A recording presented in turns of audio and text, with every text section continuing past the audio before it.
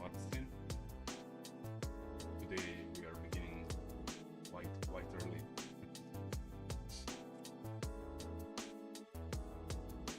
Okay, let me just put your stuff. Hey Matilda, muchacho, gringo, cojones, El Salvador. I can barely hear you. Oh yeah. Yeah, now it's okay. Yeah, I guess. So let's go again. Good evening, ladies and gentlemen. Good morning, ladies and gentlemen. Welcome to another art stream. We are continuing where we left evening before.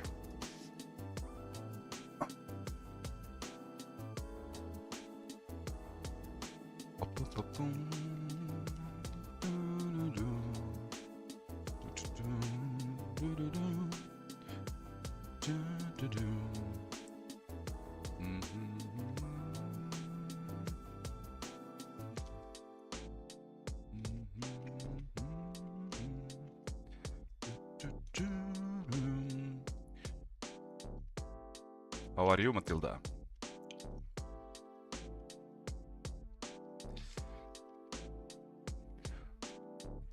You've been an early bird this morning.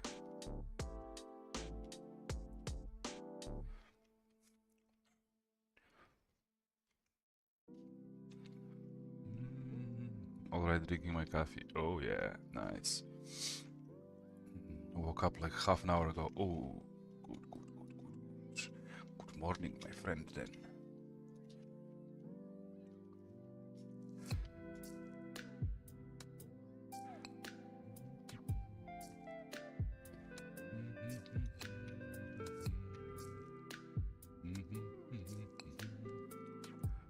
I woke up like at 6:30 a.m. Lazar didn't want to sleep. He was torturing us from early morning, you know. And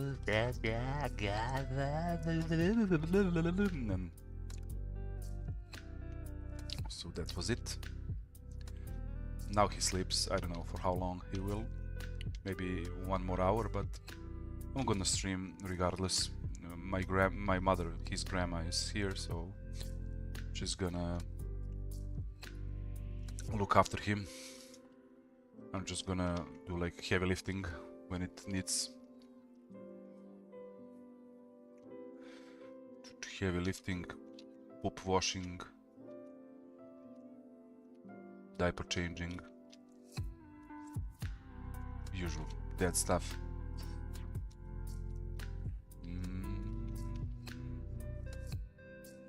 I already went like 3 hours ago. I went on a fruit market, bought everything I need for the lunch. I'm gonna go AFK later on to prepare my lunch. I will make some, how to say, turkey with, but the white meat. I don't know the English word for it. I'm gonna add some. Hvala vam, mama. Probat ću posle, sisam bombonicu, ali čim budem posisao. Stream that as well. Well, I don't know about that, man. Maybe some other time because I need to prepare. But it's gonna be a nut house, you know.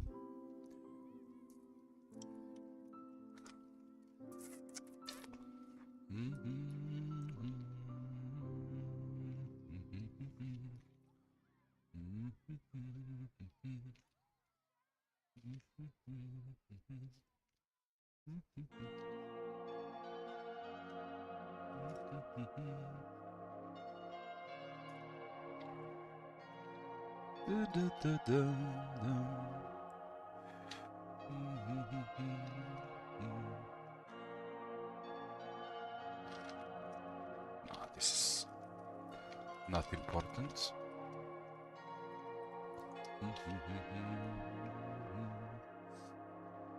So yeah, I'm gonna make turkey with, I don't know what's the English word, slanina, we call it here in Serbia. It's like the fat part of the pig, and I want to add like a little bit of that, do some I will make some sauce with onion and garlic and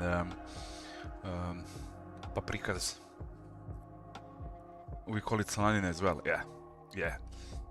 It's fucking gross. No, you have no clue what you're talking about. So I'm gonna add like the plates of slaninas on top of the turkey, and I'm gonna add that paprika sauce,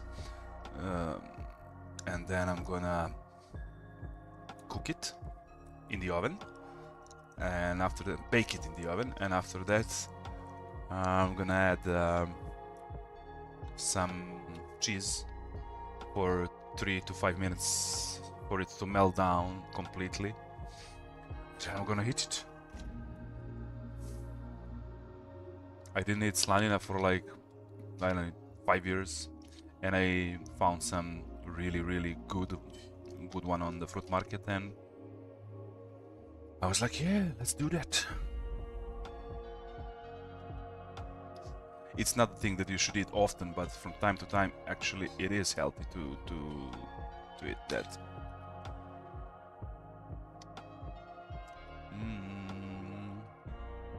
But definitely not in everyday, diet, because it has a lot of fat. I don't eat animals, of course. It's gross. Yeah, man, I know. You know, the thing about cholesterol is actually, I think it's more genetic than you actually get it, than how much you actually get it from food. If you are capable genetically to get high cholesterol from food, you will get. Some people eat really unhealthy and don't have any problem with cholesterol. So it's definitely genetics, because when you trace your ancestry, it tells you about the diet they had, you know. So today we are eating Balkan cuisine, but not all genes are how to say that, from Balkans at their beginning. For example, if some came back from steppes, they should eat more dairy, I think, and dairy products. And if someone ancestors came from Anatolia, they should eat more, how to say, grain.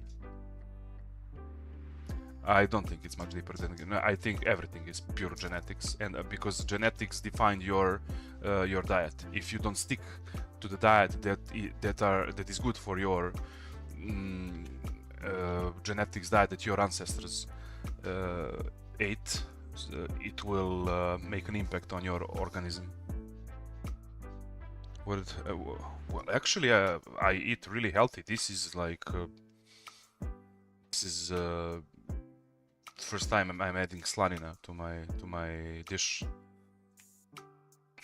I fast on Thursday and Friday.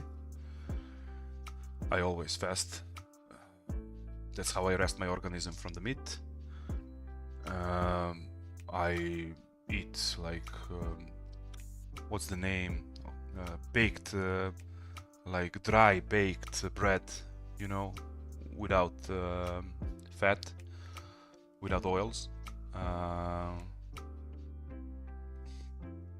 eat vegetables like a lot. I love paprika. I put paprika everywhere.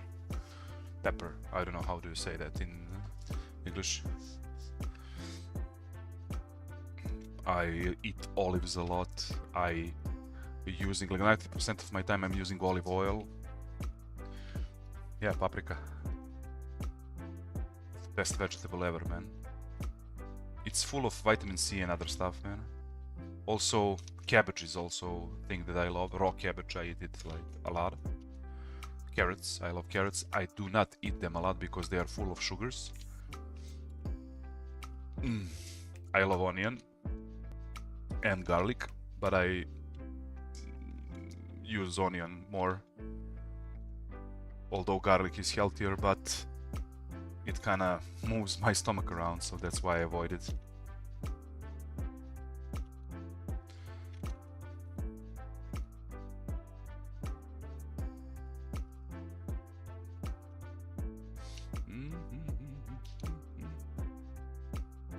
I cook my own food. I do not buy, you know, like cooked food, prepared food. I love to cook and prepare everything myself, and that way I know what I put in. I know if the meat is okay. I know if the dairy products are okay. If cheese is good. If vegetables are good. So yeah, I would always advise people to prepare their own food from the start. Half of problem you will solve with your health just by doing that.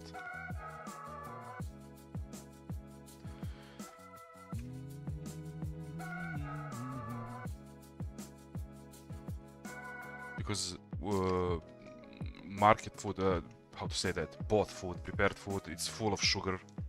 It's always full of sugar. Either is no matter if it's like sweet or not, it's always full of sugar. When I was a boy, only candy had sugar. Today you have sugar in everything, in every kind of sauce, in every kind of meat, whatever. It's all full of sugar. And sweets are incredibly sweet. It's like sweet to that point it makes me wanna puke, you know.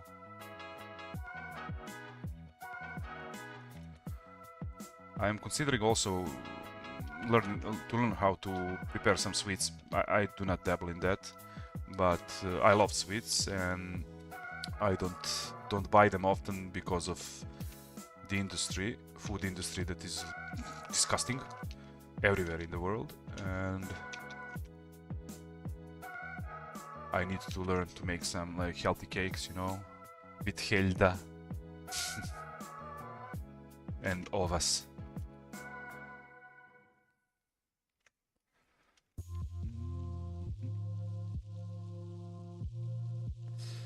You should travel to India and try their street food. Yeah. I mean, it looks great, but that's about it. Boo, boo, boo, boo, boo, boo. There was some TikToker that went to India and tried a different kind of food, and it took him, I mean, like only like 3 days maybe to get food poisoning.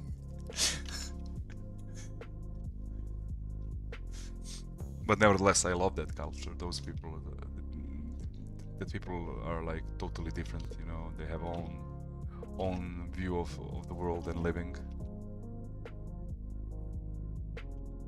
It's fascinating.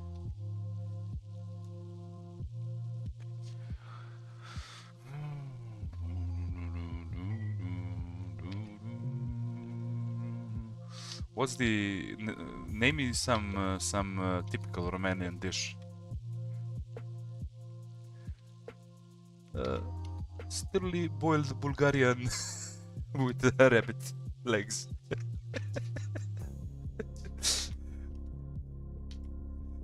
Do you have some like cepeš schnitzel or something?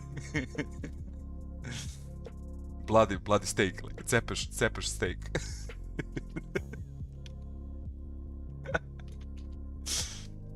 Oh man.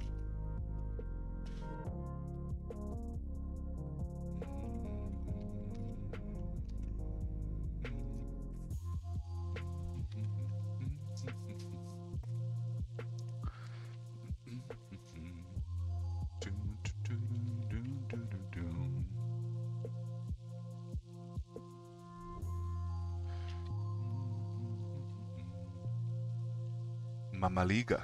Let me see what that is. Mamaliga. Mamaliga dish Wikipedia. Oh, sorry, I typed on Cyrillic. 1 second. Oh, I can actually. Mamaliga, it's papara. Yeah, it's corn. Palenta, yeah. It's we also eat that in Serbia like a lot. Popara, palenta, kačamak. That's how we call it. It's instead of bread, yeah.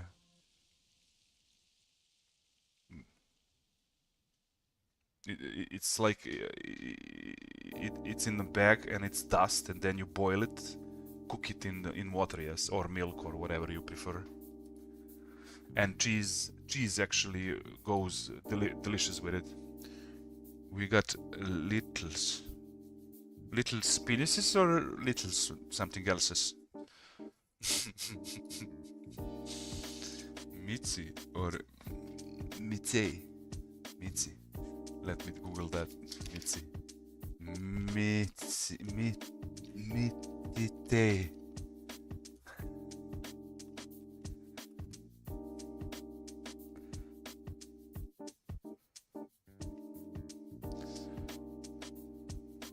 Oh, cevapi. We call them cevapi in Serbia. Are you making it from pork or lamb or? Yeah, it's kebab. It's cevapi here in Serbia. Cevapčići, bajo moj. Cevapčići, boc.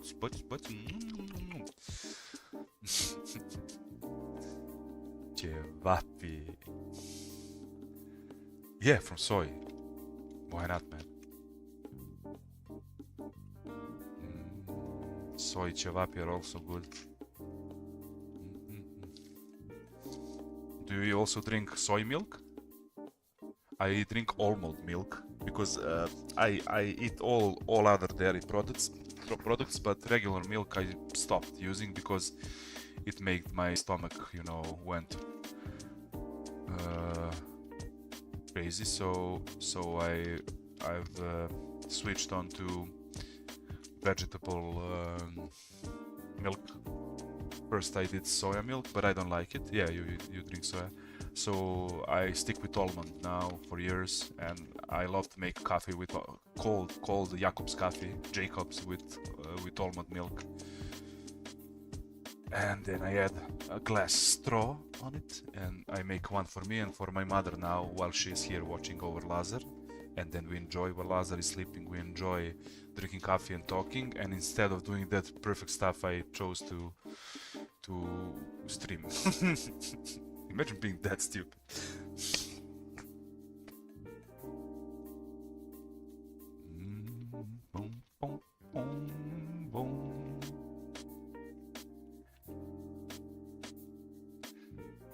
Where's Dennis? I don't see him. He doesn't come. I mean, maybe he comes, but he not come. He does not come here. It's fine. Some days are like this, and some days are like that. Sometimes maybe good, sometimes maybe shit.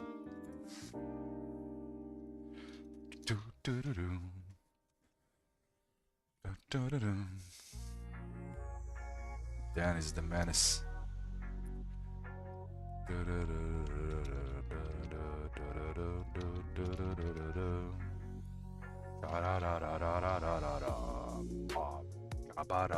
Dennis is gay.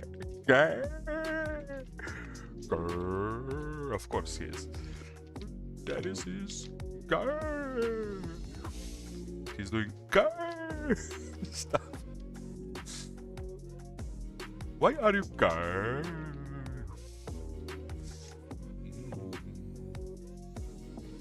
That's okay. Better him than you, you know?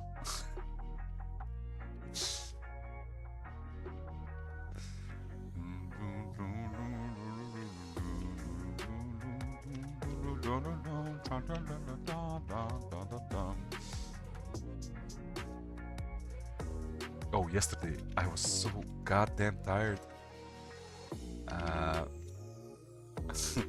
I think I collapsed the minute I turned the stream off. I was talking gibberish, I think, for like an hour or something. Drawing penises up to this beautiful costume like this, you know.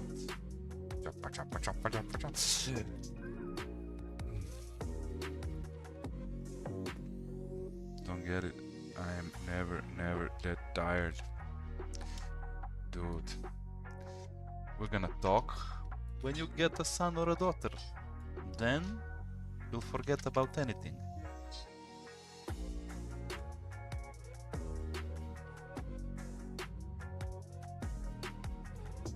I suffer from a chronic lack of sleep now, you know. It's always that like 2 more hours, only 2 more hours, damn it, and I'll be just fine. But no. But hey, when I see his face and his smile, I don't know, it just makes me so happy.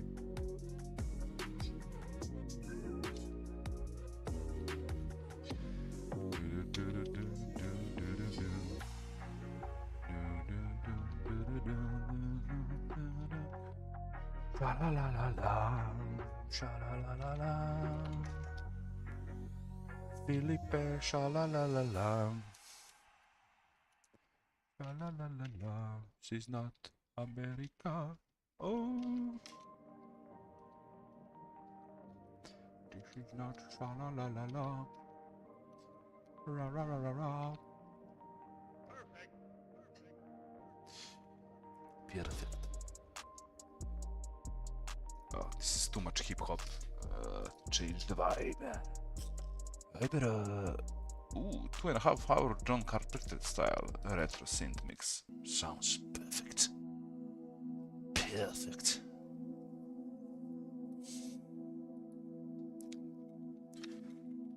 I love that there is so much, so many royalty-free synthwave here on YouTube. I fucking love it.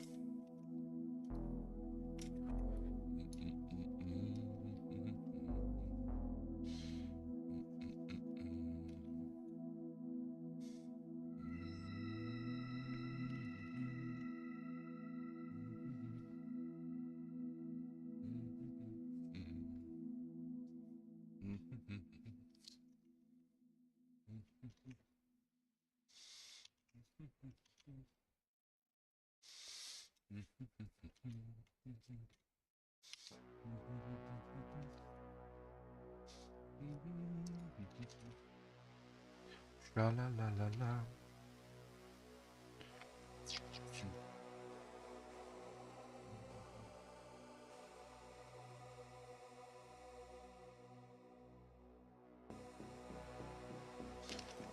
Oh boy.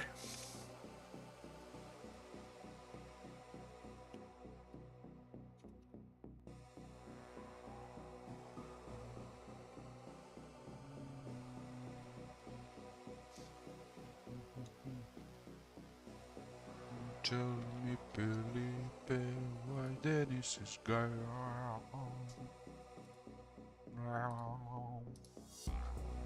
Tell me, Felipe, why Dennis is gone. Tell me, Felipe, why Dennis is gone.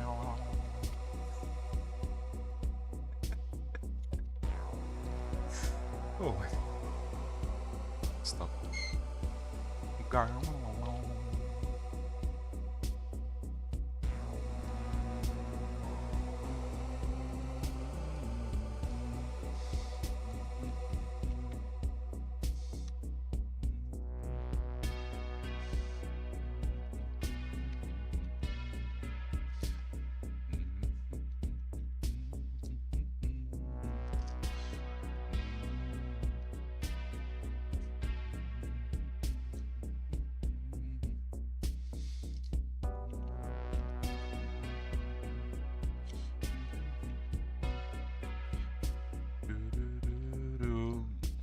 This looks amazingly stupid and retarded, but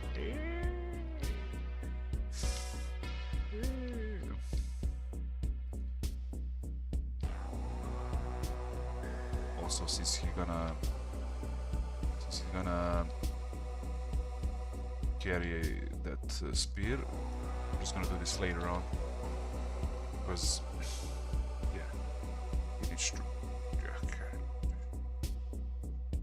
We'll see. Okay, I'm not gonna draw this arm times. Why would I? Why anybody normal in his head would do that?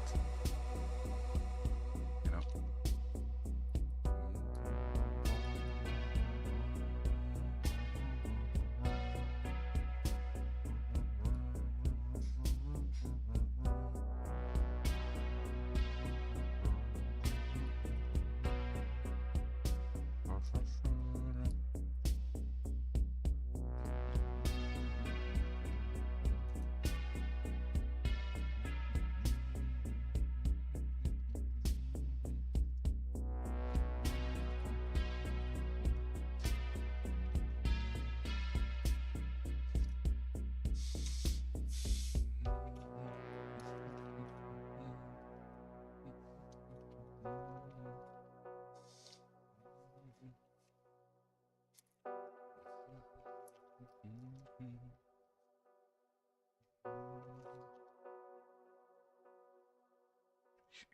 This guy's gonna wank like this.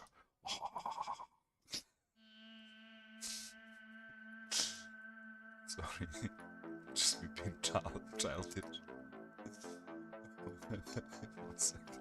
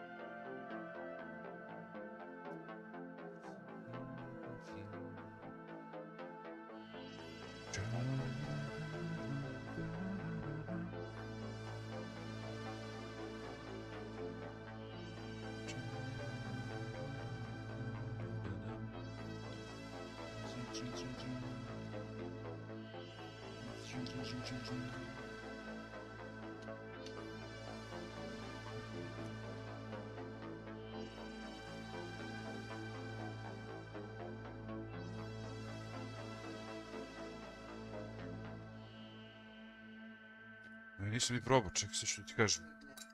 Ja, to će. O, nije mu ni ukus dobar.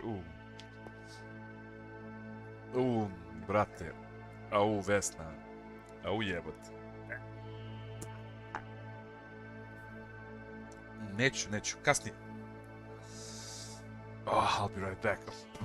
I need to smoke a cigarette after this disgusting kiwi that I just ate.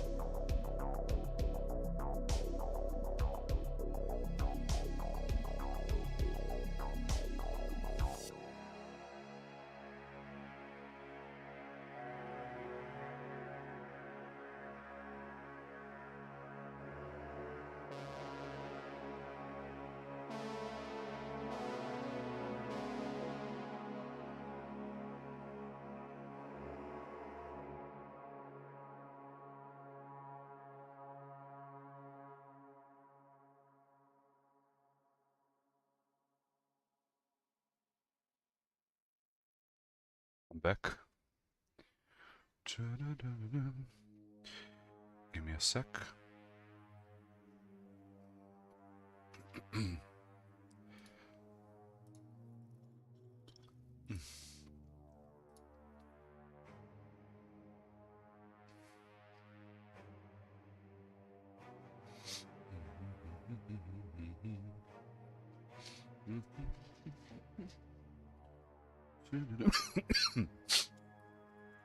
Where was I? Yeah.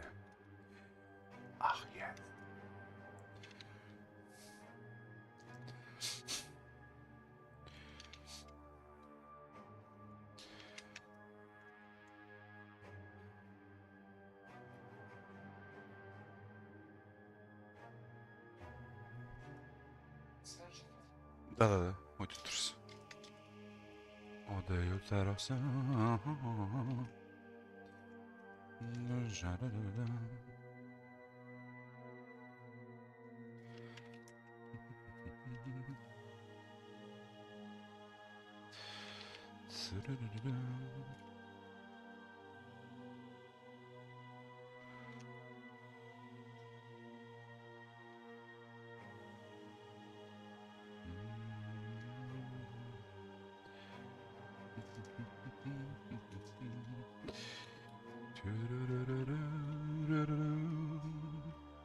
Well, since chat is empty, maybe we can listen to something different.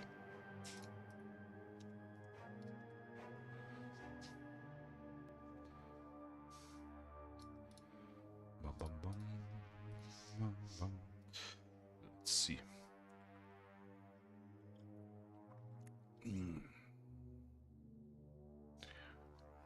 How did Yahweh became God?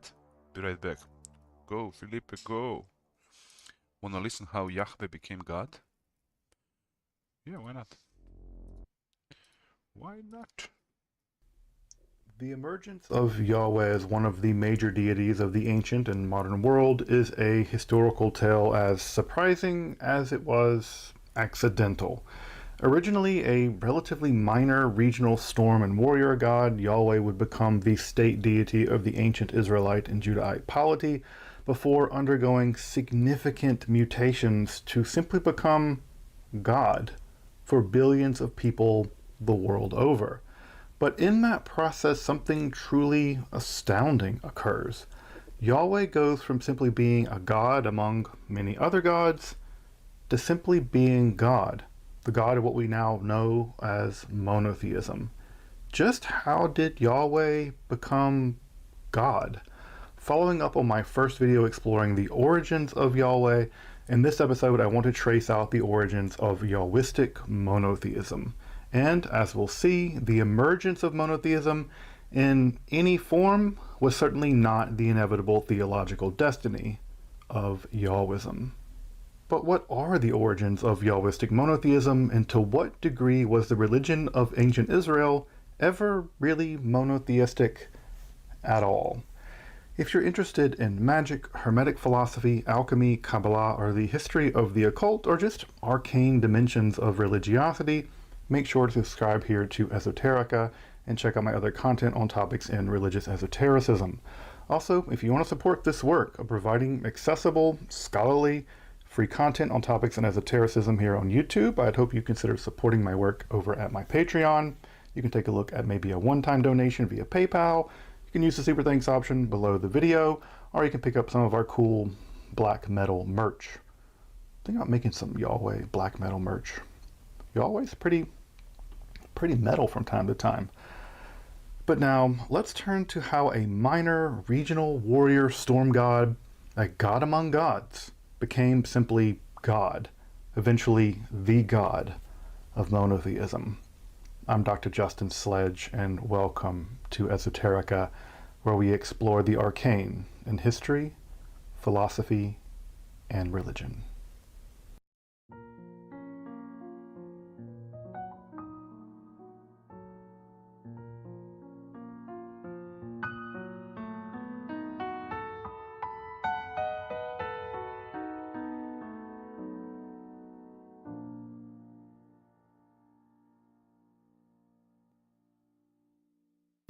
So, summarizing a bit from my first episode on Yahweh, which would probably be helpful to watch before this one, you can check it out in the card above. What the earliest Israelite and archaeological evidence suggests is that Yahweh was not an indigenous Canaanite god. That pantheon is in fact very well attested in Bronze Age Ugaritic myth cycles with no sign of Yahweh. He's just not there. Yet. However, the Israelites appear into history in the 13th century, and Yahweh is attested as their national god by the mid-9th century Misha Stele, although in that case it's where Yahweh's been defeated and some stuff has been stolen. But anyway, Yahweh's there. The more archaic strata of Israelite literature preserved in the Hebrew Bible seems to stress Yahweh as a thunderstorm god, not a Mediterranean storm god, and a warrior god, a raiding god associated with the region around Mount Seir and what is now southern Jordan and northwestern Saudi Arabia. This deity was eventually imported into the cult center at Shiloh, probably through caravan trade based on the earliest data from the earliest Israelite poetry. With the power vacuum of the Bronze Age collapse and the relatively inaccessibility of the Judean highlands to a large imperial army, arose state-like polities for whom Yahweh was an important, though not the only deity. Over time, Yahweh was merged with the various Ugaritic fatherly god, specifically El, before being assimilated and conflicting with the Canaanite storm deity Baal. The northern Israelite and southern Judahite cults would develop with some independence from one another, and whether they were ever connected into a united early monarchy is debatable.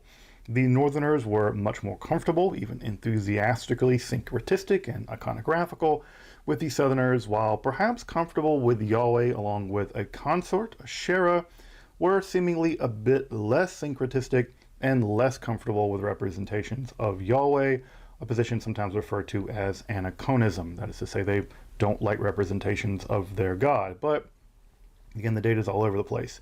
The general theological disposition of the region was probably a form of Yahwistic henotheism. That is to say, Yahweh is our God, even if other gods exist. My dad can beat up your dad. Or even Yahweh monolaters, though that does seem to be a minority position until the Babylonian exile beginning in the 6th century. In short, Yahweh is imported into this region of ancient Israel, undergoes a process of integration with the local pantheon before emerging as the national god, worshipped to varying degrees among other deities, from the Canaanite gods, various astral deities, the Queen of Heaven, and other regional deities that come and go. How then, from this theological situation, does the trajectory towards monotheism take shape? And that's going to be a big deal of what we'll be studying in this episode. But first, what do I mean by monotheism? Simply put, I take monotheism to be a theological or philosophical position that affirms the existence of one and only one God, thus denying ontological status to the other gods, or significantly demoting them, or demonizing them, or something like that. That deity is typically responsible for the creation of the world, the natural and ethical laws that govern it, and the fate of that world. Of course, the contours of all of that, especially in a developing theological system couched largely in poetic language, is going to lack any, analytic rigor for my philosophy people out there, and it's going to remain relatively vague and inchoate, especially in its earliest forms. If we find just such conditions in the primitive monotheism of the Hebrew Bible, we shouldn't at all be surprised. But should we expect to find monotheism of any form in the Hebrew Bible at all? Well, yeah, of course. We all think it's there. One camp argues that monotheism goes back to Abraham and Moses, with the biblical text being the inerrant word of God, and it's been monotheistic from the beginning because there's just one God, objectively. Another argues that no monotheism is to be found in the Hebrew Bible at all. At most, we find henotheism, or Yahweh monolatry, with monotheistic rhetoric, something found in clearly polytheistic cultures like ancient Mesopotamia and ancient Egypt, allowing us, following philosophical and theological developments of centuries later, to interpolate such positions back into the theologies of the Hebrew Bible. The position I take in this episode is one that tries to be most representative of the non-confessional, non-dogmatic field as I understand it. That is, the evidence-based studies that have revealed the social and historical forces of the ancient Levant that came to produce, ultimately, something like Judean monotheism in the context of the 6th century Babylonian exile, nearly solely represented by the prophet theologian responsible for the authorship of Isaiah chapters 40 through 55. A great deal of the rest of the text, most scholars and myself take it, are actually monotheistic-like pronouncements from those previous periods, like those in the Psalms, along with similar exclamations made by the Deuteronomist, are likely either examples of rhetorically exaggerated statements of monolatrous theology or exilic period interpolations of actual monotheism made by later redactors into the text. That is to say, the general attitude of non-dogmatic academic scholars is that monotheism of any form is a very, very, very late theological innovation, barely attested in the Hebrew Bible, if at all.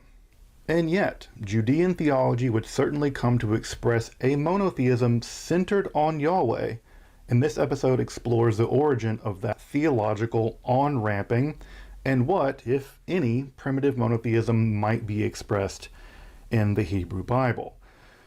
So, let's go make a lot of people twice as angry as it should probably make them think twice. At least twice. Now, while it might sound odd, the first thing worth pointing out is that the ancient Canaanites never really had a huge profusion of deities to begin with. Unlike other nearby regions, the Canaanite pantheon was always rather small. It basically consisted of one regal divine family, and a relatively small family at that. Thus, insofar as monotheism was going to be a historical whittling down of a pantheon until one god was left standing, so to speak, as opposed to some philosophical deduction of there being one and only one god, which does seem to have occurred, although much, much later, primarily in Greek speculation. That whittling down process was just numerically going to be objectively easier in Canaan rather than in Egypt or Mesopotamia. They're just less gods to get rid of. I mean, monotheism is the closest possible position to just atheism. You're just one god away. In effect, the Canaanite theological system consisted of a four-tiered structure centered on a, again, relatively small divine family. At the top of that system was the fatherly god El and his consort, Athirat. The second tier were, unsurprisingly, his children, such as Baal and Anat. Below them is a much less attested group of deities, such as the craftsman deity god Kothar Vachasis, and finally at the bottom of the system were the various semi-divine servants and the warriors. In addition to these deities, there were primordial divine forces, such as sea and death, who would eventually be tamed by the warrior god Baal in the Baal cycle.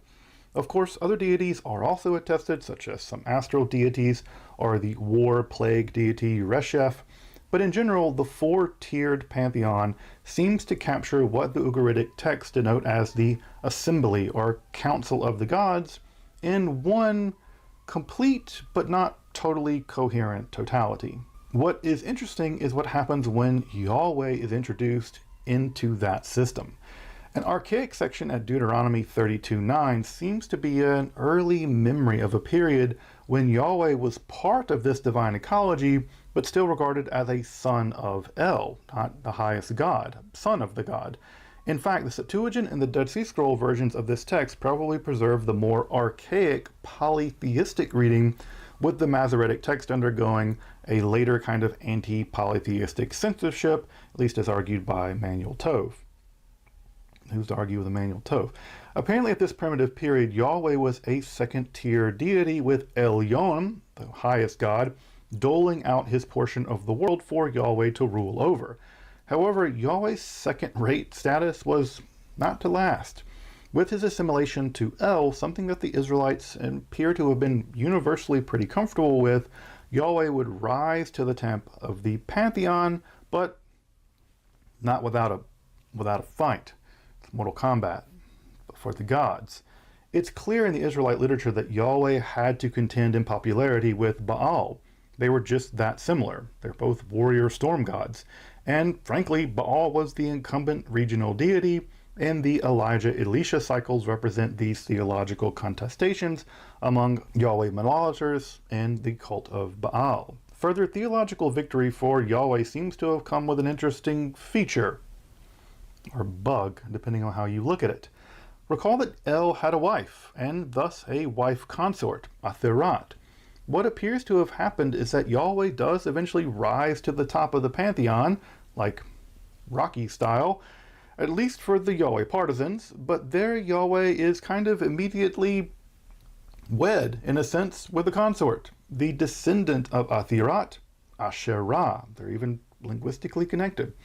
Yahweh got a wife, something attested in both archaeological inscriptions, but also in the Hebrew Bible, with Asherah devotion occurring in open-air elevated shrines, or bemot, but also within the Jerusalem temple in the form of a tree or a tree symbol representing her, much to the constant complaining of the prophet monolators of Yahweh. These mutations in the divine household would, however, continue. The concept of the divine council is definitely retained. The let us create in the first creation story. Psalm 82 likely has Yahweh standing among the various divine beings, condemning them to death for them being unjust. The framing sections of Job feature the Hasatan, the Satan as a kind of prosecuting attorney in the divine assembly, and Yahweh sends a spirit of deception to trick a bunch of prophets to get Achav or Ahab killed, which is one of my favorite, if not my favorite story in the Hebrew Bible, along with a retinue of messengers and warrior beings, the angels, and even the title Yahweh Tzavaot, the Lord of the Sabaoth. Just means Yahweh of the soldiers.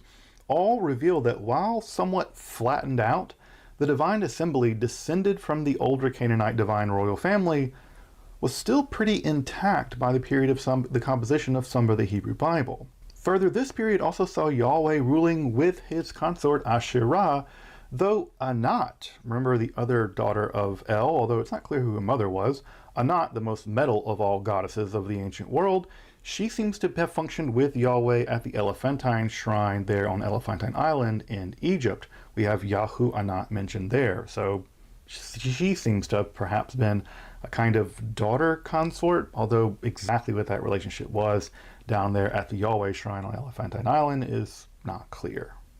For at least the Yahweh partisans, what seems to have emerged is something of a compressed... Welcome back, Matilda. Did you poop well? Did you?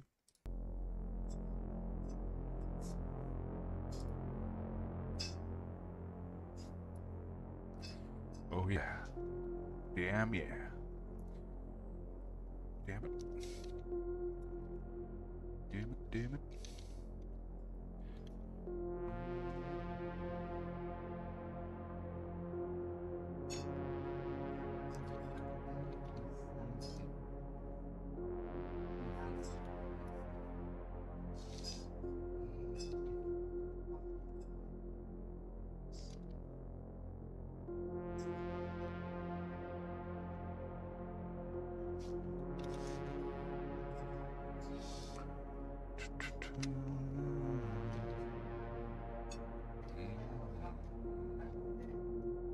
This doesn't make any sense.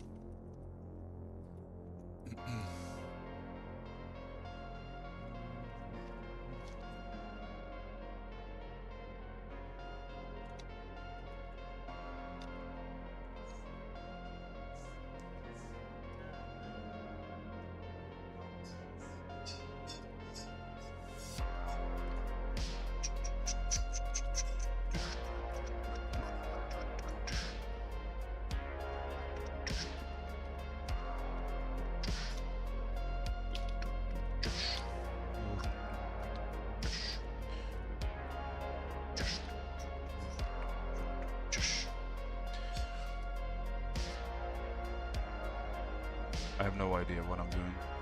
Have you seen the Snake. Let me see. Did you put it on Discord?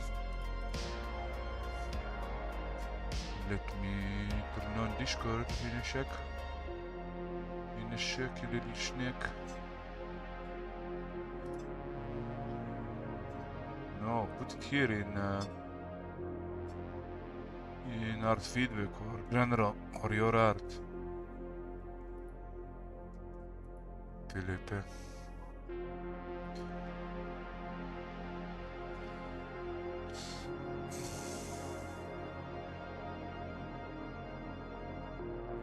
Put it, but it's in art feedback. Let's see. Art feedback. Okay. Oh, now I see it. Yeah. Oh. Okay. So let's paste it here.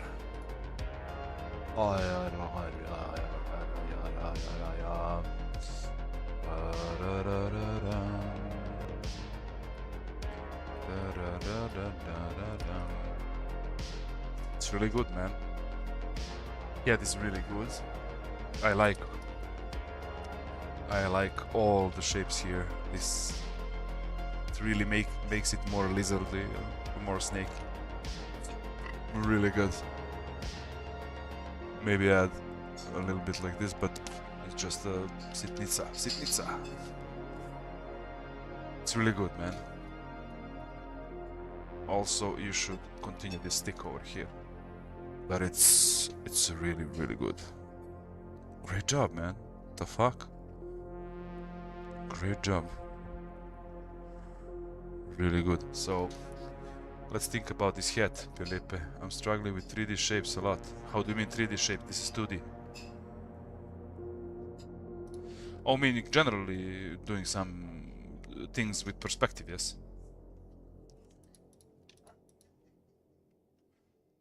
So anyway, before we dabble to that, let's imagine... Yeah, the stick should have been a broom. Oh, so you deleted it because you were not satisfied how it looked, yeah? I mean, why would you bother with it, you know? I don't know. Anyway. Anyway, let's try and find out where this head lands. Maybe something like, I don't know. No, this is... yeah, this would be like some shape of her head, yeah? Of the snake's head, of its head. So if that's the shape of its head, where is this head laying on? On pure air. See what I mean? This head is a little bit levitating on top of her head at the moment, so let's just see what can we do about that. You know, like this. Yeah. Now it's more natural, I would say, you know. But it's really good, man. Really done a good job. Also, you can play with the inner part. You know that the snakes, they have like that bottom part that you can also play with or something, you know. But it's really good, man. Good job. Really good job. Also, when you do like 3D objects that have perspective, don't aim this at center like these belt buckles, you know. Always move them either, sorry, one sec, either back or forward, because it adds that additional depth, you know. Say like this. Avoid symmetry, especially when you do something that has a mass, you know.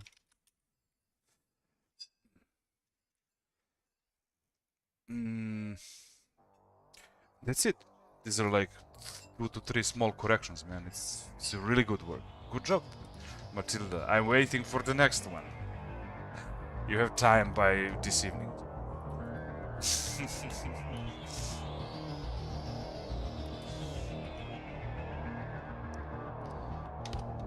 Oops.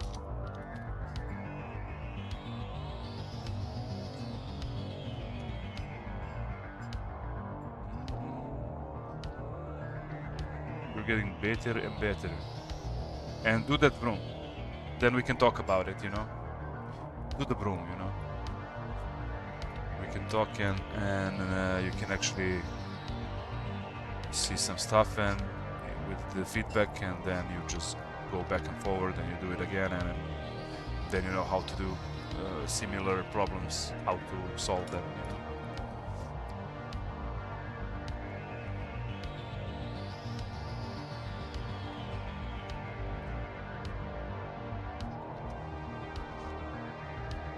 Malo se prespavao, verovatno.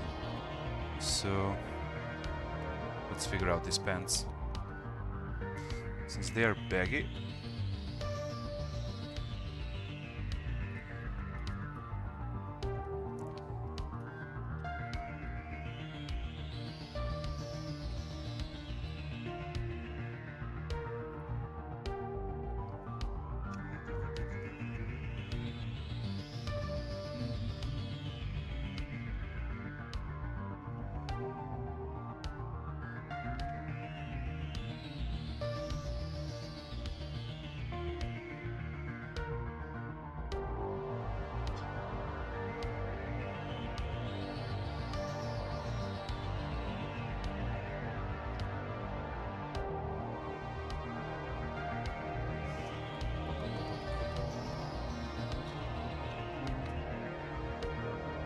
You can do broom now, and we can talk even in this stream to work it out, you know, together. I mean, you start something, then you send, then I'll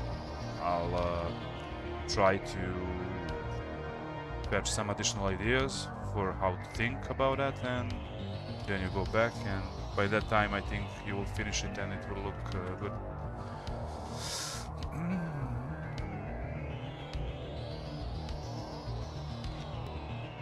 I have to take my mom to the pharmacy. I'll do it when I come back.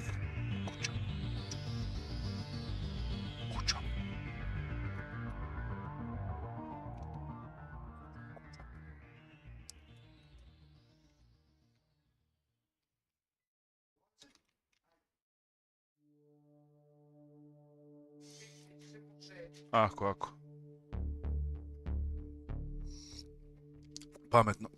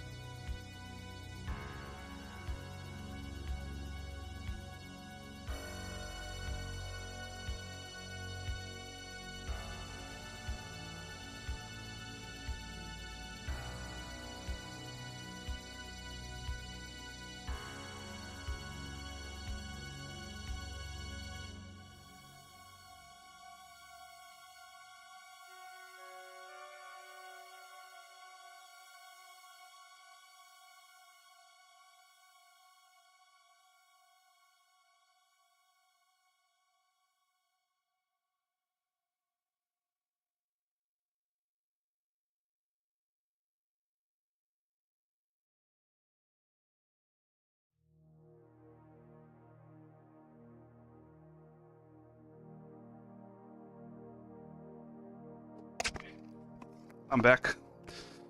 Sorry for waiting, police came to my door, by the way. By accident. Šta kažeš? Aha, ma bilo koju.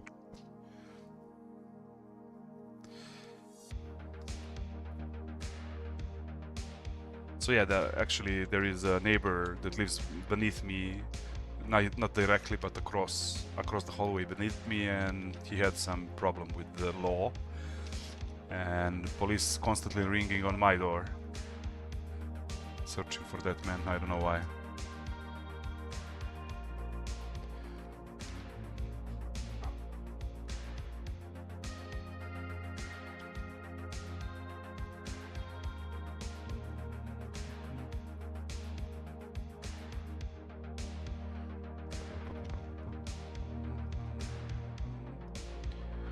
I don't know about this knee pad over here.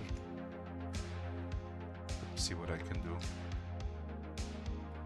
First, its position is ridiculous. It doesn't make any sense.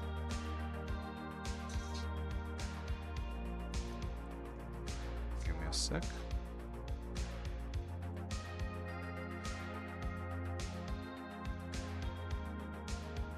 I'm thinking about deleting it, to be honest. But let's try something else, and if it sucks, I'm gonna delete it.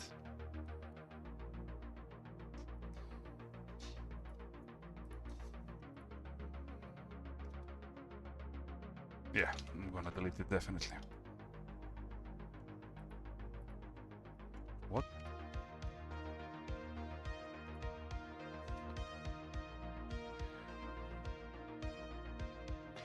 And I also want to try something.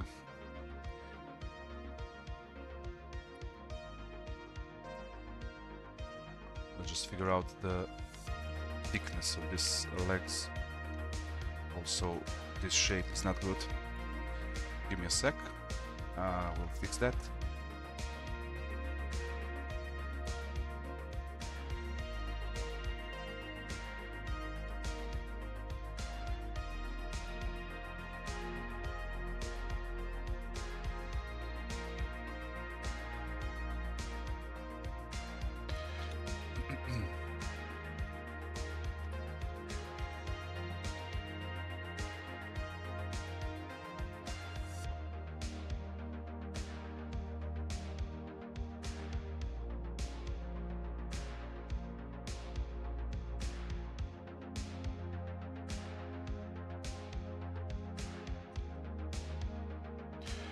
Let's add some kind of bandages here, maybe. Let's see.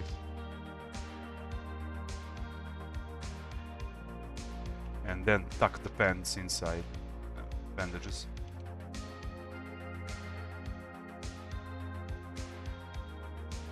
Maybe try that.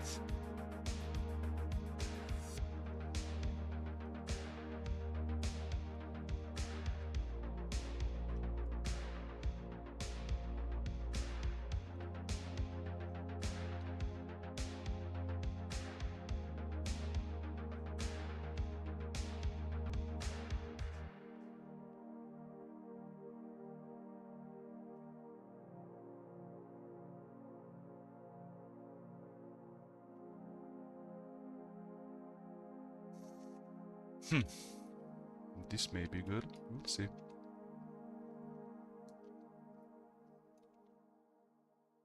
Did I unmute myself? I did. Because a few streams ago I was talking, I think like half an hour before I realized I was muted. I didn't say anything smart, so it was not a biggie.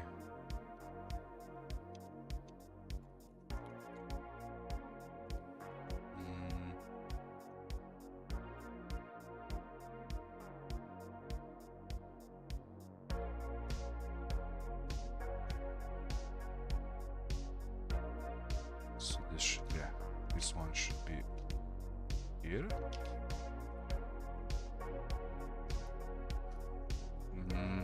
Let's tuck those pants.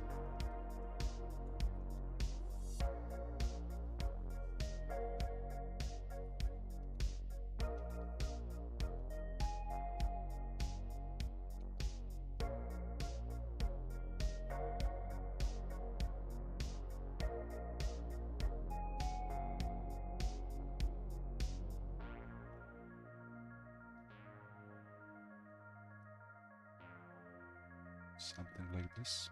Let's see. Okay.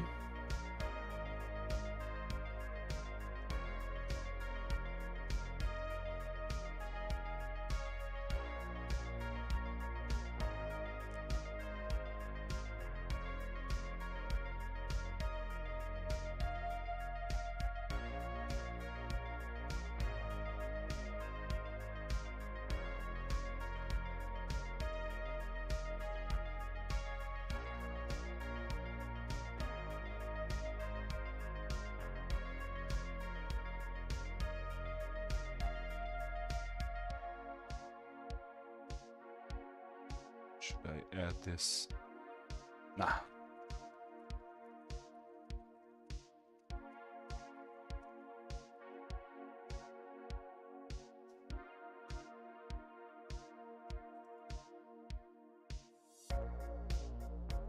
Let's work a little more on it.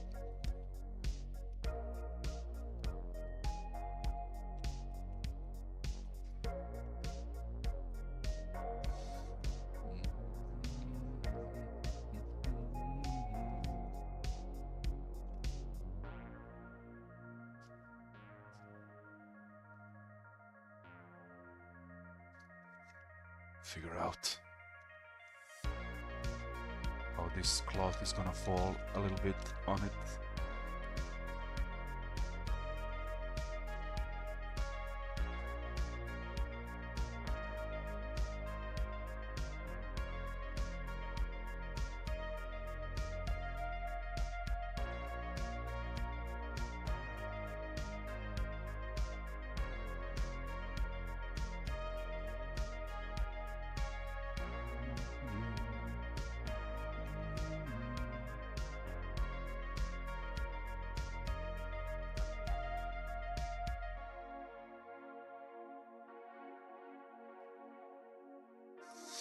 Yeah, now it's better.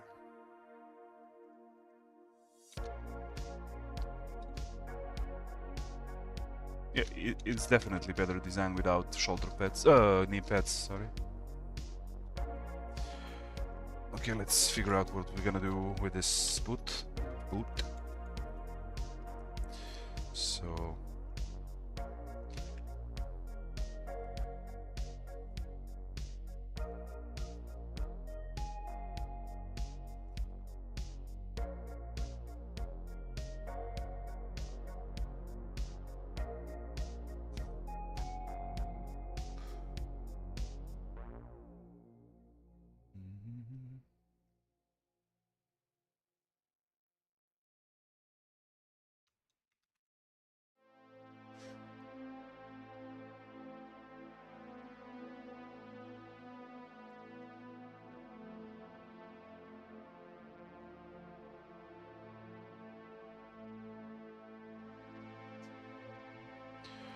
I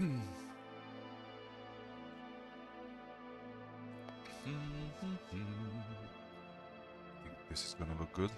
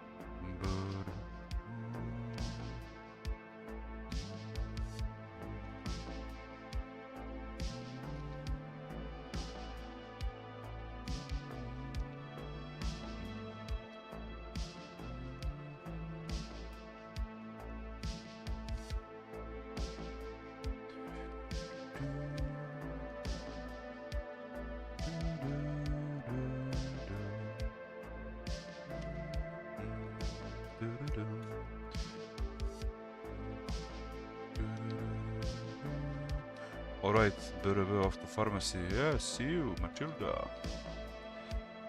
Matilda.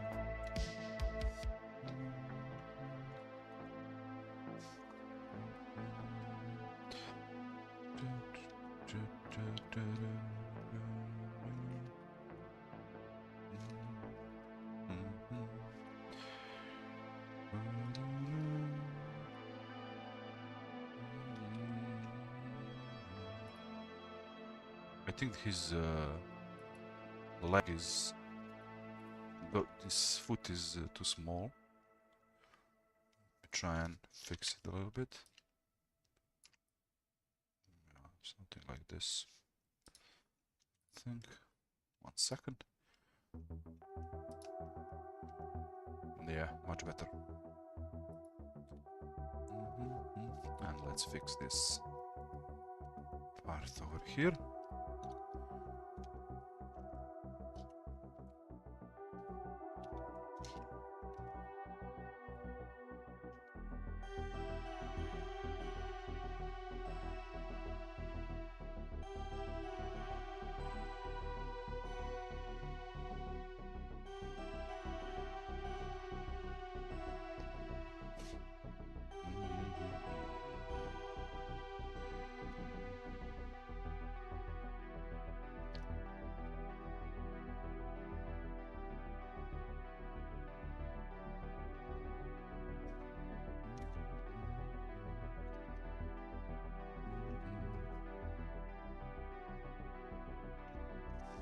Try and add here. I don't know how is this gonna look, but let's see. Maybe it'll look good.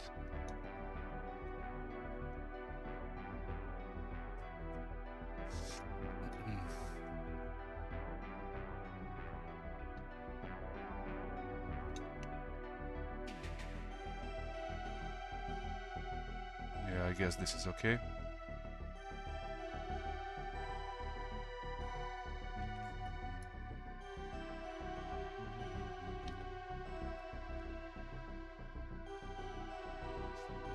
Let's try and add a small belt here.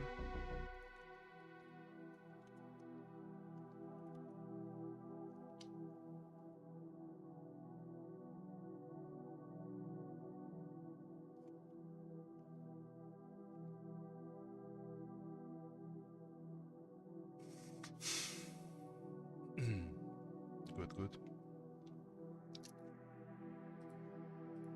Okay, I'm gonna play a little bit with the liquify tool, just to maybe, let's see, like this. Okay.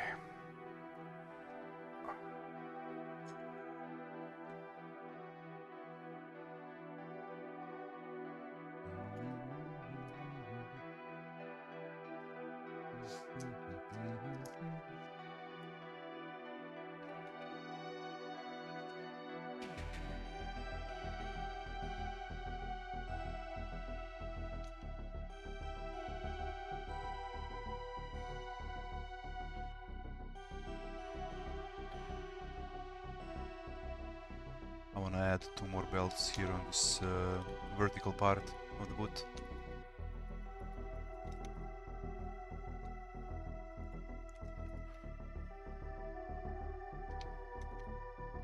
Small belts also, like this.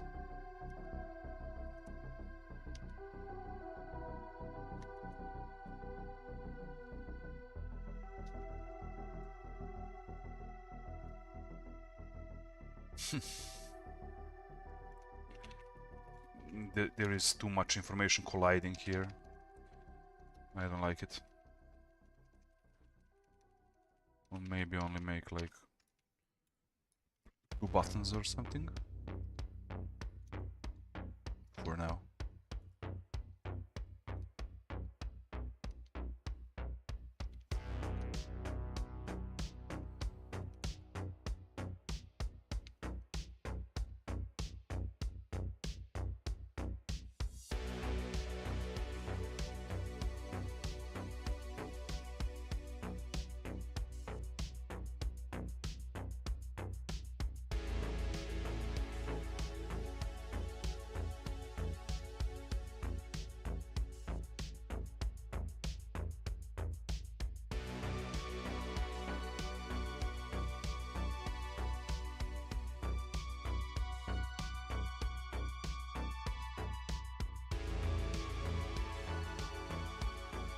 I also need to figure out what I'm gonna do with this part.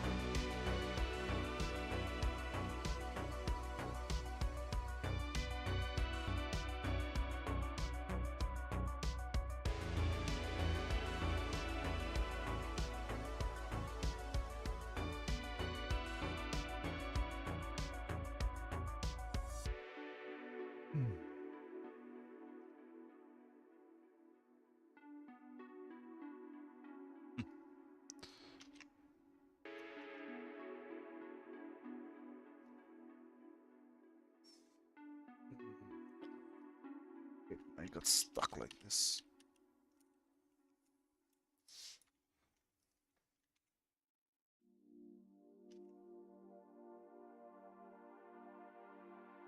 Okay, let's see what did we do on the last iteration. Did we do it? Client art. See, this was cool design, but it was different.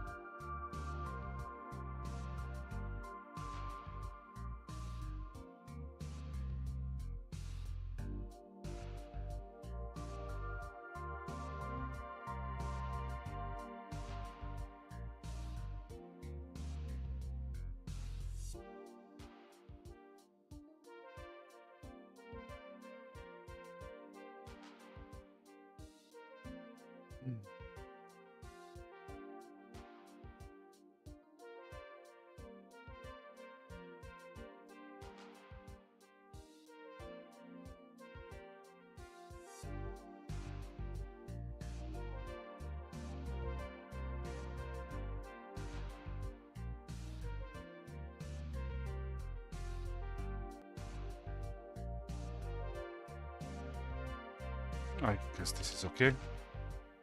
I don't want to waste any time on this anymore.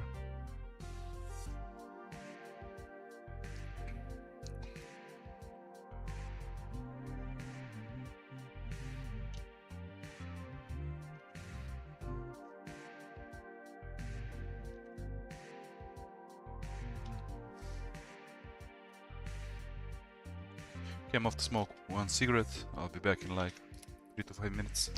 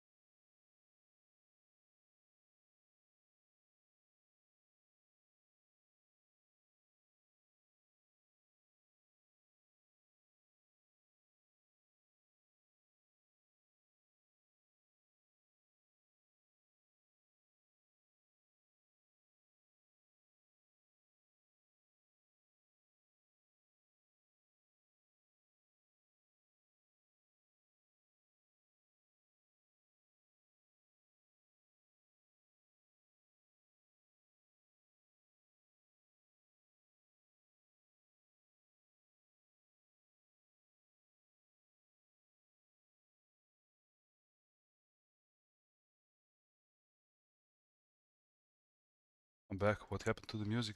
Oh, it went pause.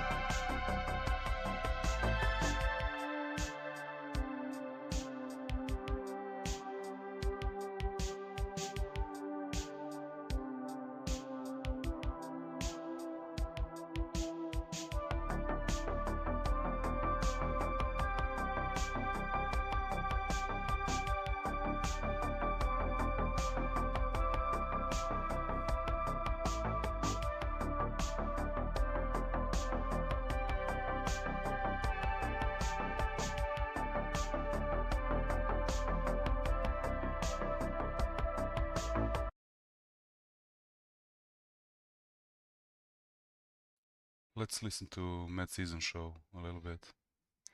Since the baby's crying and you don't want to hear that sound.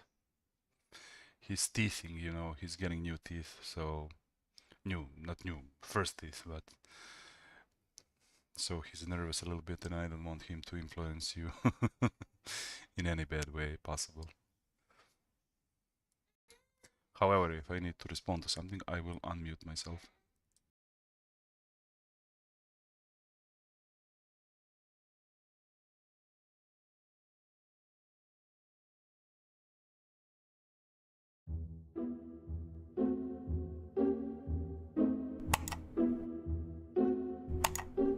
Alright, another day, another night of distracting myself from the various problems in my life by playing World of Warcraft.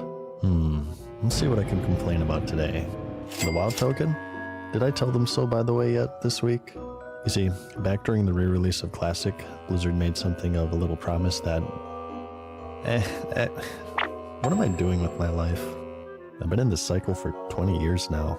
2 decades of putting things off. I could have spent all that time making mad games, learning skills, exploring the world.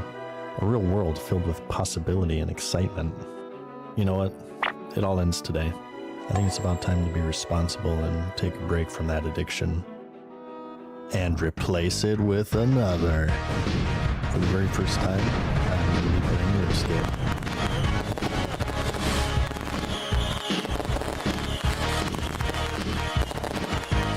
But I still told you so, by the way. I'll be honest, I missed the boat on this one.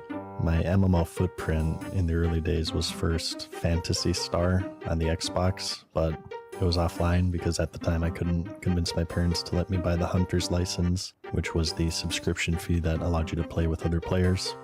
After that, I stepped foot into the one and only, probably what many people consider to be the greatest MMO of all time, Star Wars Galaxies. And then there's this other one that I kind of messed around with casually for 20 years and made 600 videos about it.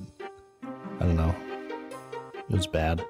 For those of you familiar with the channel, you know that I'm a depressed classic Andy. Aside from desperately trying to recapture a time of my life when it was much better, there's a certain innocent charm to the classic MMO style that's always appealed to me. So when I heard that old school RuneScape was launching, as someone who yearned for the good old days, I was a bit envious. Apparently not enough to actually play it though, which brings us to today in 2024, where for the first time I'm going to play old school RuneScape and share my impressions on it as a lifelong World of Warcraft addict. The first thing I want to say though is that this video is sponsored, but it's done under the understanding that I can say whatever the F I want, even criticisms. Those of you who watched my Jimmy React a few months back might remember I was planning on making this anyways. The second thing I'll say is that this is all completely blind. When I say I've never played it before, not only have I never played it, I've never even watched videos on it. No streams, nothing, aside I guess from Jimmy's video about RuneScape and nostalgia. And additionally, I have decided that I'm only going to use whatever in-game resources I have to figure things out. But being a professional gamer, I don't anticipate in having any problems. Right? So the first thing I noticed, and that any Azeroth native will notice, is that there's no class selection, which may seem foreign, but as far as I know, this was more common during the pre-WoW era. Yeah, that's right. It was so popular that it splits the entire genre into before and after. Interesting to note though that there are no alts. It's just one account, one character. In fact, there isn't even a permanent realm selection and players are free to switch about, kind of like layer hopping from World of Warcraft. Yeah, I'm going to be making a lot of comparisons to WoW, by the way, if you haven't guessed that. Hopefully it's not too annoying, but I kind of played it for 2 decades, so it's just sort of how my brain works now. Speaking of being in WoW mentality, the first thing I did was swipe my credit card. RuneScape runs on a free-to-play model with no cash shops, but limited, where certain quests and items are locked to memberships, which is the subscription fee. I actually canceled my WoW sub though. I'm quitting forever again, if you didn't hear yet. So my mom was cool with her. I was cool with subscribing to this one instead. The only things you choose during character creation is your name and appearance. Glad to see that they have the World of Warcraft streamer haircut. As you're probably aware, this is an isometric MMORPG, meaning that you click to move from a top-down view, similar to what was at that point another popular MMO, Ultima Online. And just to put things into perspective here, RuneScape was originally released in January of 2001, so the landscape of popular MMOs right now, at least in the West, would be games like Ultima Online, EverQuest. It's still the early internet era. Most families are sharing one computer, which is probably running on AOL and is infested with viruses because somebody keeps visiting these scandalous websites. There's no YouTube nor Twitch. Guide websites are sparse and poorly done, and the most you had really was your own wit and fellow players to guide you, so that's the mindset I'm going to be trying to replicate. And in fact, I won't even look at the comments of this video, so if you guys call me a monotone fuck, you'll probably get away with it. So there's this NPC at the start of the game to teach you the ropes, so naturally I ignore him, and the first thing I do is go Elder Scrolls mode and attempt to steal everything that isn't nailed down. But unfortunately, much like how I feel on the inside, everything is empty. Okay, well, what's the point of this? Ooh, here's this big chest. I bet you want to click on it and get all the loot. Oh, just kidding. You bastards. Oh wait, this is a sponsored video? Oh, that's a really good way to teach you that you can click on things in the environment. This is Tutorial Island, the very start of the game where the entire goal is to teach you how to play. Here you learn the basics. Right outside you're taught how to fish. World first 300 fishing in the recreation of a 15-year-old video game, by the way. How to cut down trees, and how to start a fire to cook the fish, which when consumed heals you. Yeah, food is the way of healing yourself. They went the Elder Scrolls route where you down 30 cheese wheels in between swings and you're good to go. You gotta eat the lettuce, just straight up eat the lettuce. The game operates on a skill system where by doing these things you get better at doing these things. The more you fish. I'm sorry, but this is so chaotic to listen to. It's like ton of different sounds, and that soundtrack, the loops around is more than irritating, so I'll switch to something else.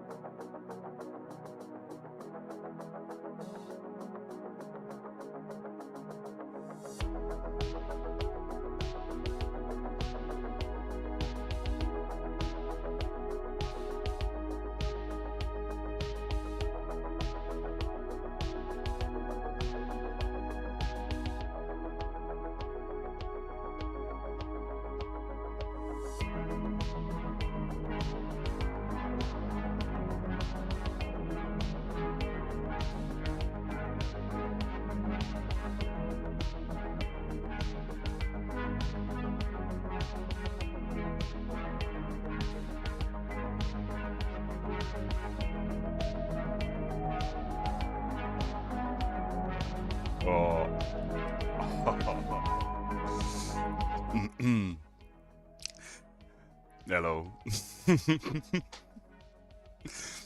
I was quite away, I think maybe an hour or so, maybe even more.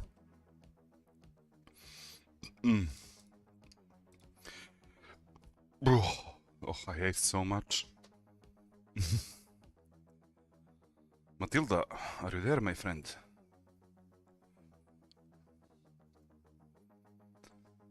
I mean, how could you?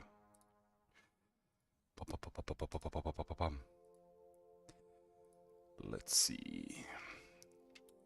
Yeah, I was making this.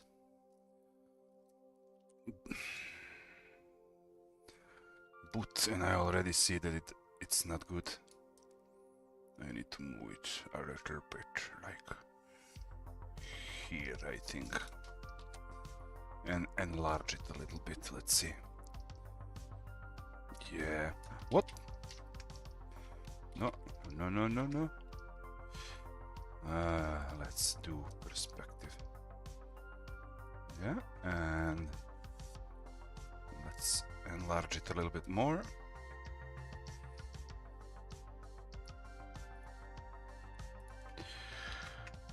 However, this is too long now, so I'm gonna shorten it. Wait, I need to turn down this music a little bit. What am I listening at the moment? Okay.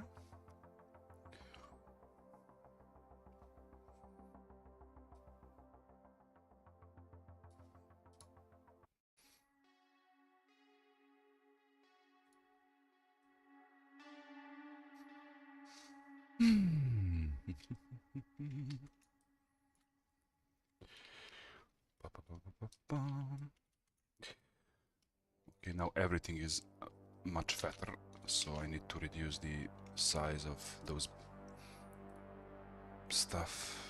Just give me a sec, there is somebody messaging me from work just to see if I need to do something. Give me 1 sec. Nothing. Good.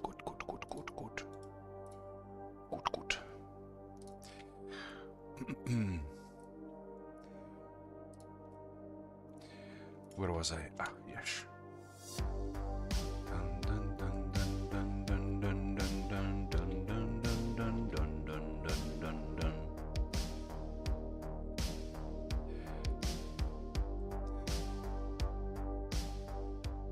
Hanzo, hello Hanzo, my friend. How are you doing? Sorry, I've been AFK for like an hour. I was making lunch for entire family.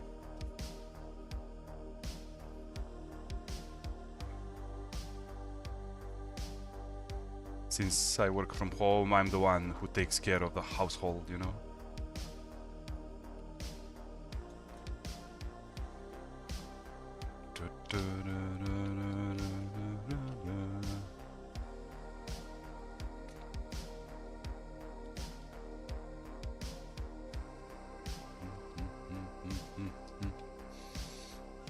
How are you?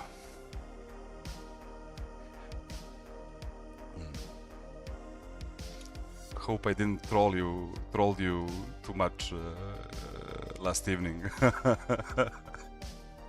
You admire? Oh, yeah. Thanks. I'll take that as a compliment.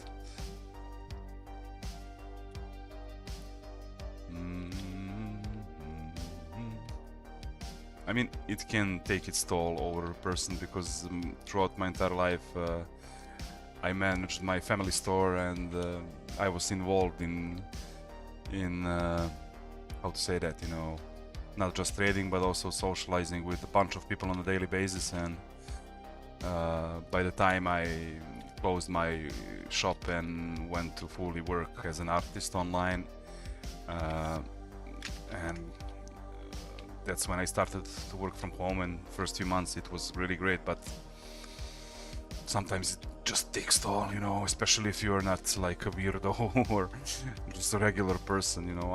I'm like a typical dad guy, you know, not dad like dad, but dad like dad, like dad to son.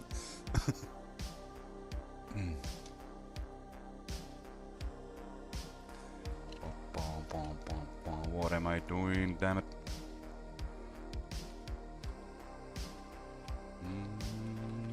Just figured this out. This needs to be changed.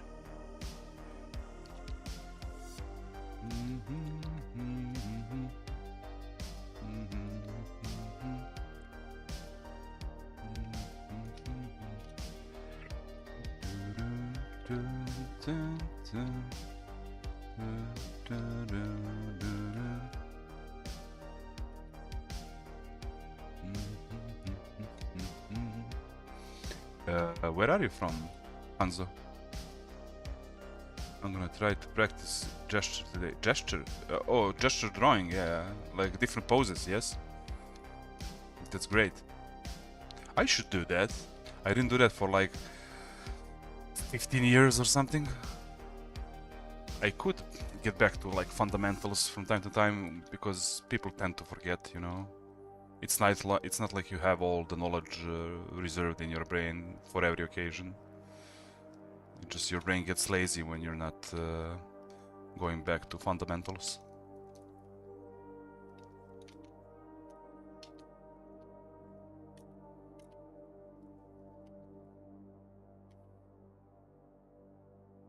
Anyway, where are you watching from? Europe, Asia, America? New Zealand, Australia, Africa, Greenland.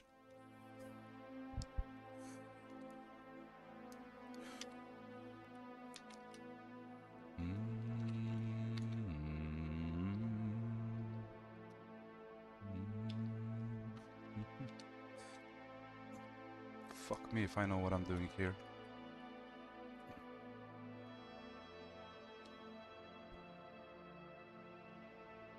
America, yeah. Is it Latin? Yeah, I guess it's Latin America, no? Or USA? Bum, bum, bum, bum, bum, bum. Ba-da-dum, bum, ba-dum.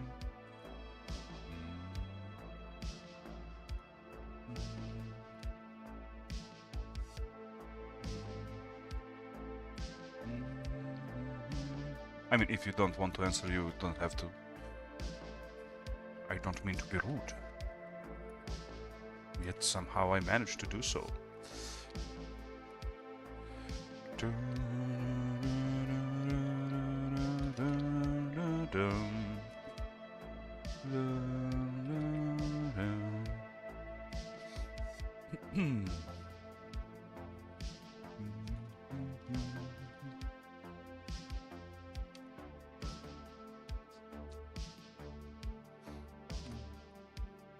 Latin America.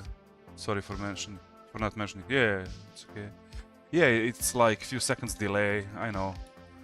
I tried to fix it with a bunch of stuff, but it's not an instant deal. I mean, there is always like a few seconds latency, or maybe I'm just talking gibberish.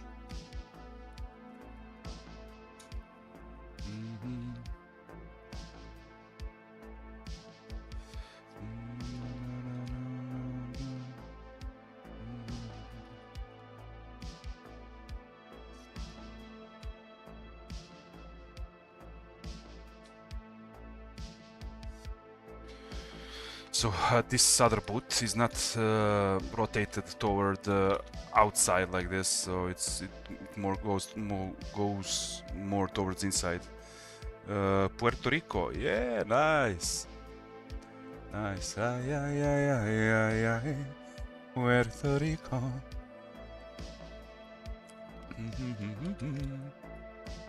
Okay, this doesn't make any sense because over here there should be this, yeah, I need to fix it. Give me a sec.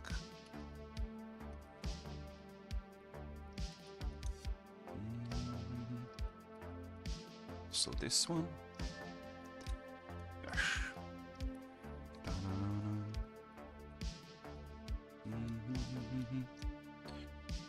So how's the life in Puerto Rico?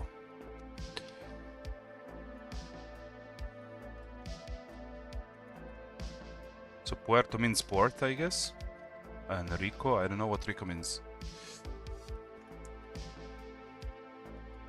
Rico. We Google it.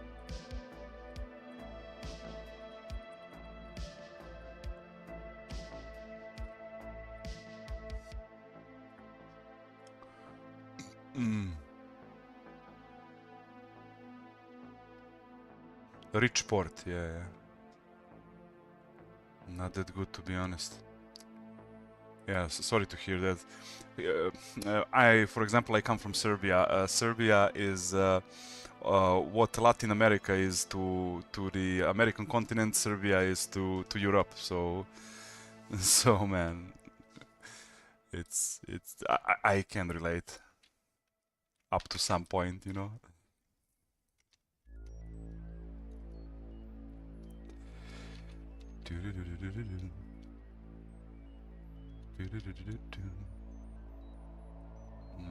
I think I maybe need to push this in a little bit. Yeah, like this. Perfect. Perfect.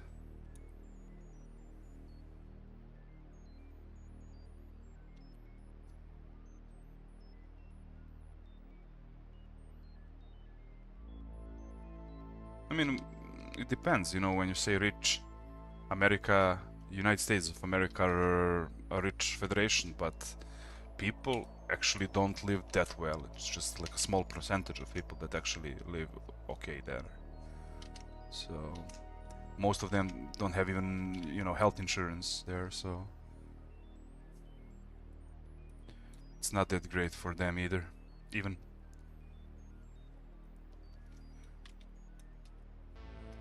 My dog has some strange dreams now while he sleeps, right at this point, and he sounds like he makes strange noises.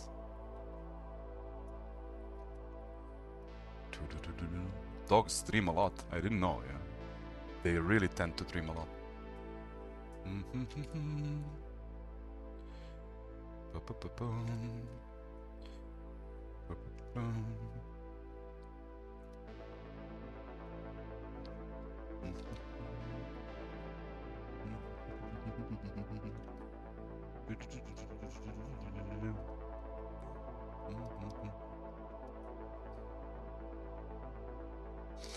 Oh, this is what I made. Here, let me share here. So this is what I made in the kitchen. It's turkey with. I made some sauce with paprika and onion and garlic and a few other. What's the English word for zacchini? Jebote pat. I can't. Do you know Mark Brunette? Yeah, I have a conspiracy theory about Mark Brunette, man. I think that guy is stoned like 25/7. Oh, and you watch his eyes anytime he talks. He looks like he smoked a joint each time he makes a video. I love the guy. He's really cool, man. He's really, I don't know. He looks and sounds like a cool guy. But I think he smokes weed. And I asked him, but he didn't answer. No. But 100% that man is like, love to smoke weed. It's impossible to have that much blood vessels broken in your eyes just from drawing. But he really is a good guy, and actually I picked up some tricks from watching his videos early on, you know.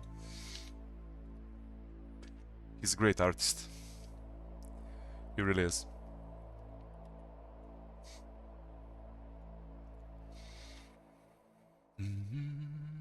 Okay, this doesn't make sense. This can't be on the top and beneath this at the same time, so I need to change it.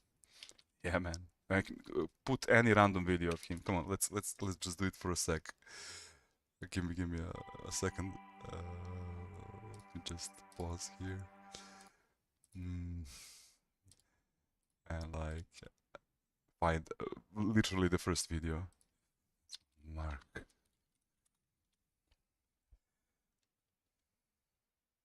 Brunette.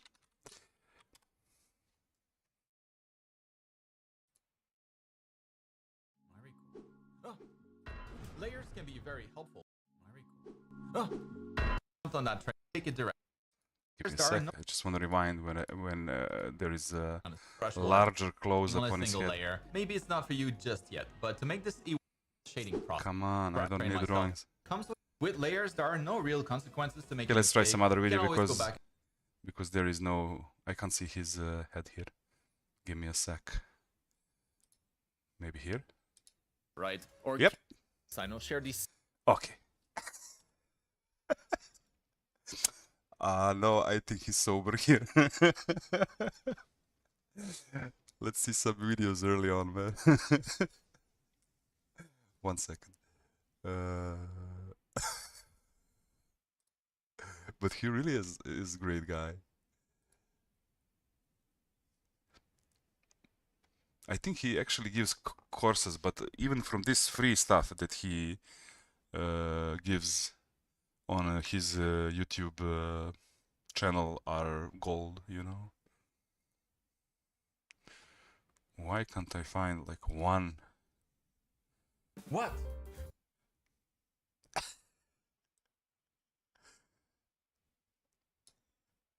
Ah, there you are. Okay, that's just full screen and print screen. This guy is stoned 24/7, man. Look. Come on, man. These are not the eyes of straight men.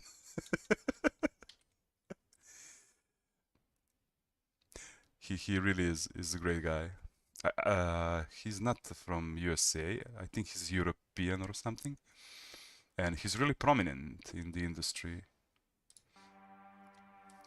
But those guys are like next level, you know, when it comes to quality and knowledge.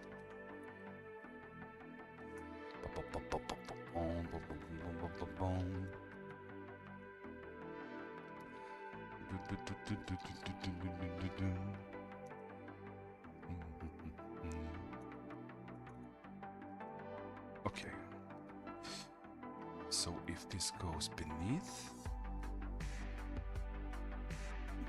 then at top.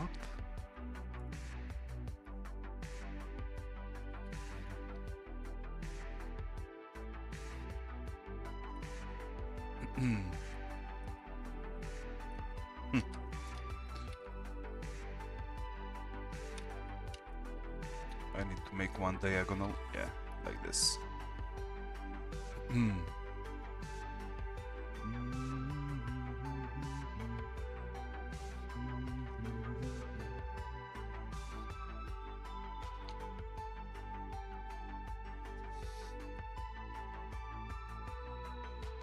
Eyes of a green artist. What do you mean green artist? Oh, green like herb, yeah. Green thumb. Hello, my name is Dr. Green Thumb. Hello, my name is Dr. Green Thumb.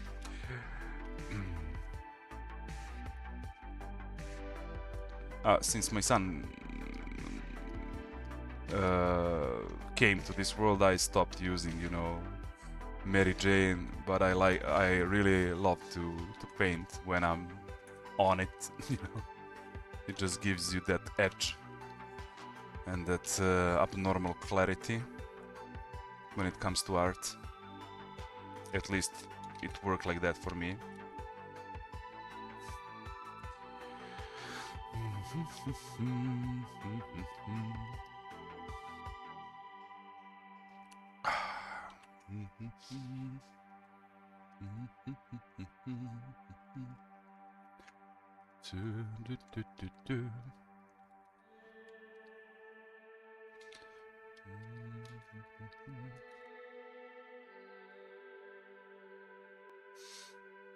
Hey man, sorry about watching me drawing penises on this guy last evening.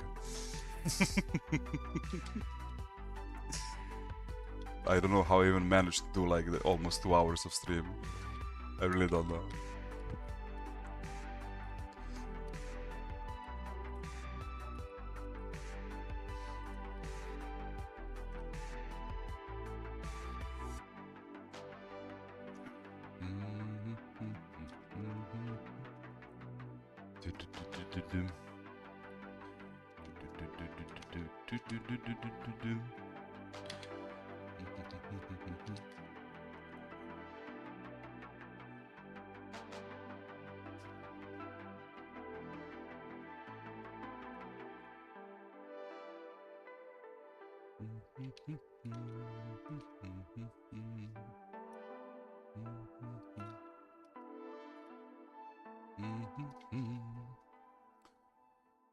Yeah, I guess this is fine. Fine.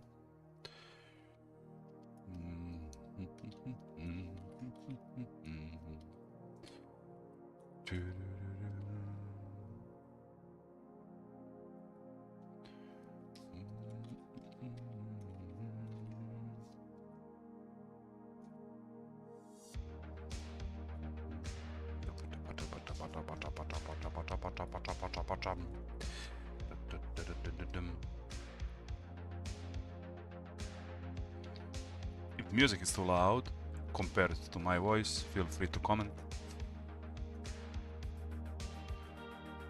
If my voice is too loud compared to your brain, feel free to comment.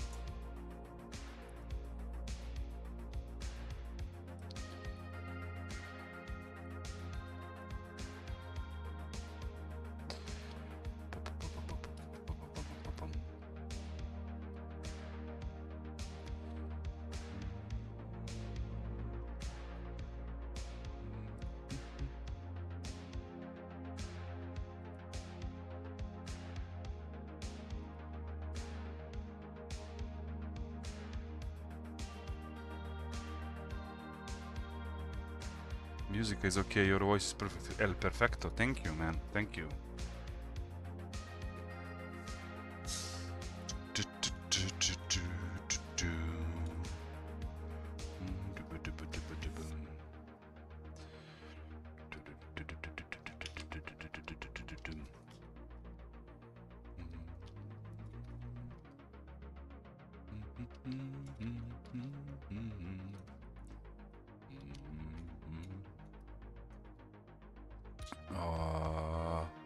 I managed to fuck up this because look at the land here and look at the land here. Back to the drawing board. Let's just try to quick fix it. Quick fix it here. Let's just try to quick fix it. That's the way to do. There is no other way but to quick fix it. Fuck yeah. Yeah, okay, I guess.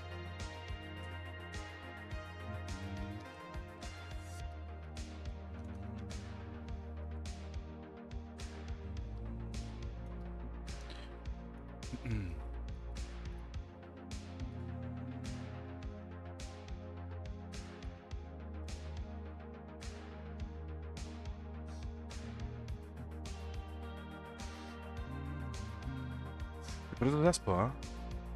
Super. You use last tool yet all the time. Not for painting that much, but when in this line art phase, I actually on this work I already used it like 11 times or something. So yeah, lasso is like mega important.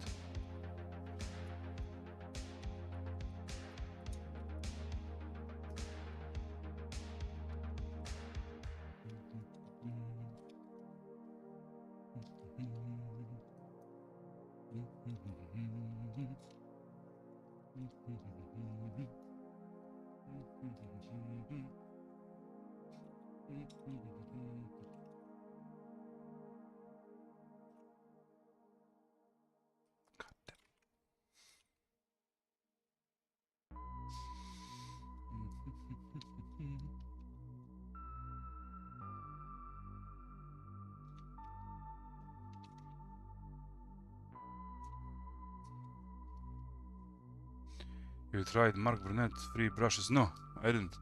I only use one brush all the time, like this regular brush for everything, literally for everything. And sometimes for some fine stuff, I only use this how to say it, cloudy air brush, and 99% of time I use this brush for everything, you know. Back in like 2016 or 17, I was using like 300 different brushes, and you tend to, how to say that, you tend to paint less when you use them. You tend to use like the leaves brushes for leaves and stuff like that, but then you stop actually painting the leaves by themselves. And so when you're doing spin paints, you have like a commission to finish, yeah, it's okay to use those brushes. But when you're painting something for yourself, for exploration's sake, best thing is to use simplest brushes that you can find on your PC. So there is like two types of brushes they use, and that's it. And with them I create everything.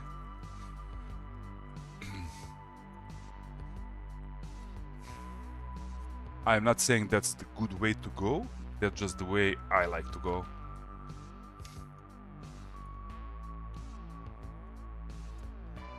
Understand, I'll have that in mind, yeah.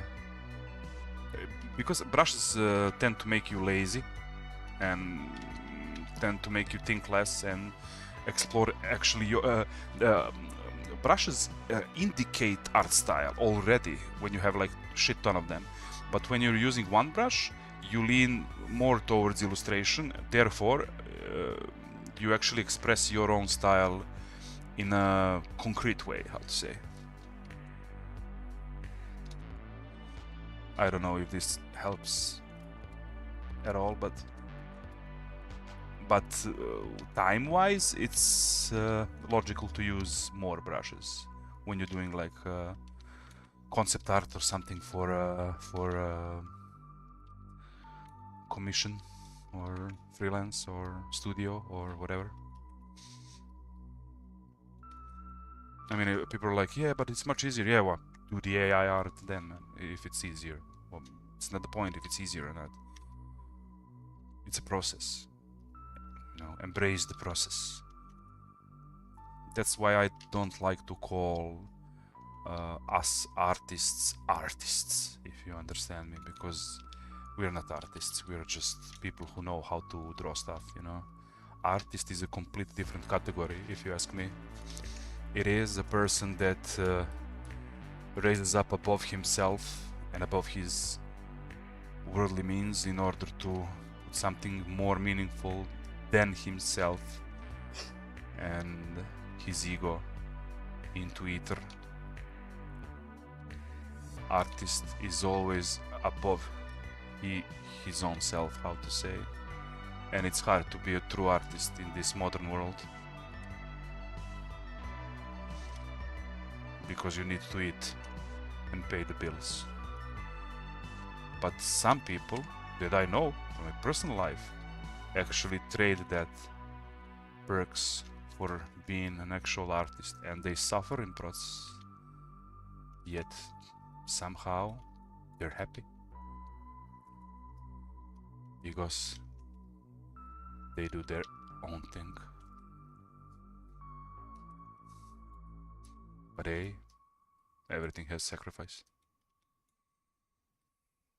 Can you explain more your view of an artist? Yeah. Well, as I said, you know what? I'm gonna explain you, but first I want to smoke a cigarette. I need to smoke a cigarette, Mr. Bond, and then I'll be back in like 13 minutes. And then we can talk about art all the way.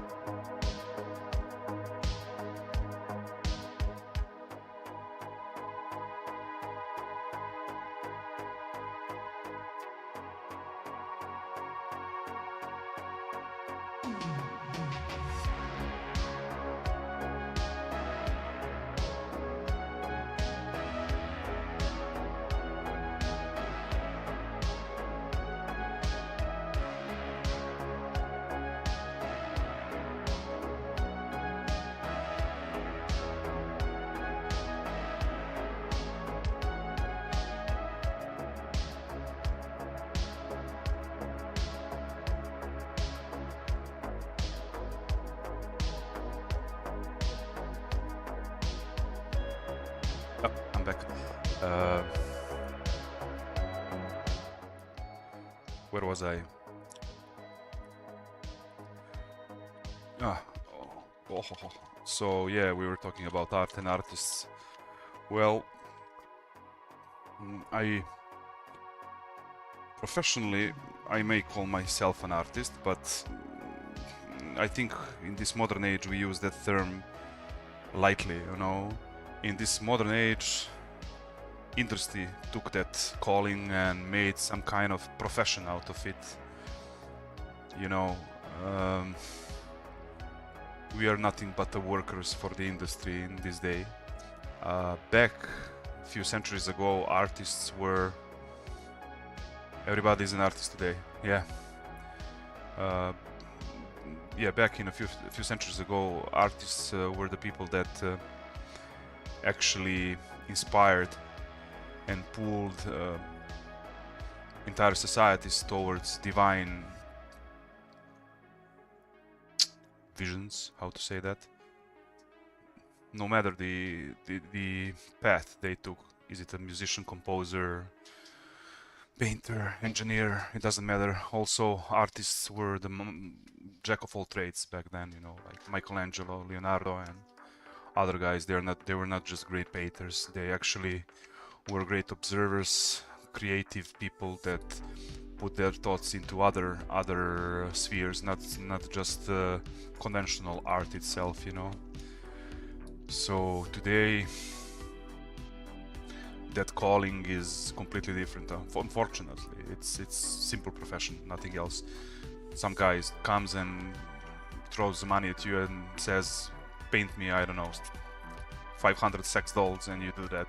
Are you an artist then? I don't know. Maybe you are an illustrator, 2D illustrator, 3D modeler, but are you an artist in that case? I guess not, if you ask me. So that's why I can't call myself artist in that perspective, you know. I tend to be an artist, but it's more like a calling, like a calling of a monk or something. When you sacrifice yourself and your worldly pleasures in order to pursue a dream that will transcend you, and the dream will be much bigger than you are in that moment and in all moments that will come. And by the time you get struck and incapacitated by your ego, you become less of an artist, and then you stop being an artist. You're becoming a slave of a vision of yourself. So being an artist is much complicated than people think it is, and we just throw that term wherever we can, not knowing what that term actually means, you know. I don't know. Artist is someone who can peek to another person's soul and provoke something. I'm not just talking about some basic impressions like we have when we go to cinema or listen to some concert, you know. It's more than that. It's more than pop music, or it's more than pop culture at all, you know. It should be timeless. True art is timeless. That's why there's not so much art in the world. I mean, there is, but you need to explore in order to grab it, fetch it, analyze it, and admire at it.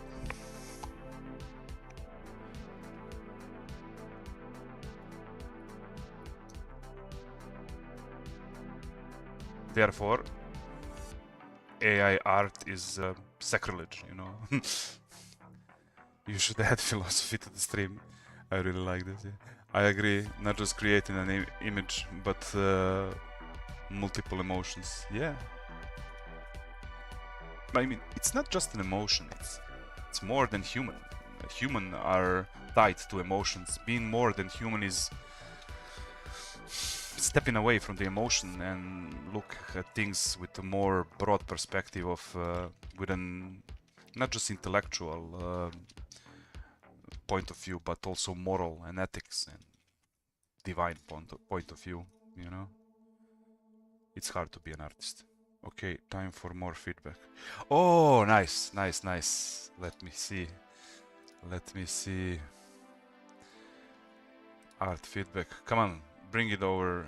Hanzo, are you using Discord? If you're using Discord, you can come on my Discord channel, on our community.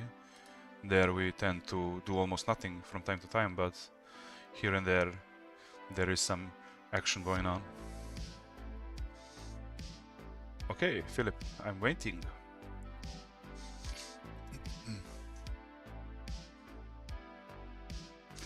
Okay, here we are.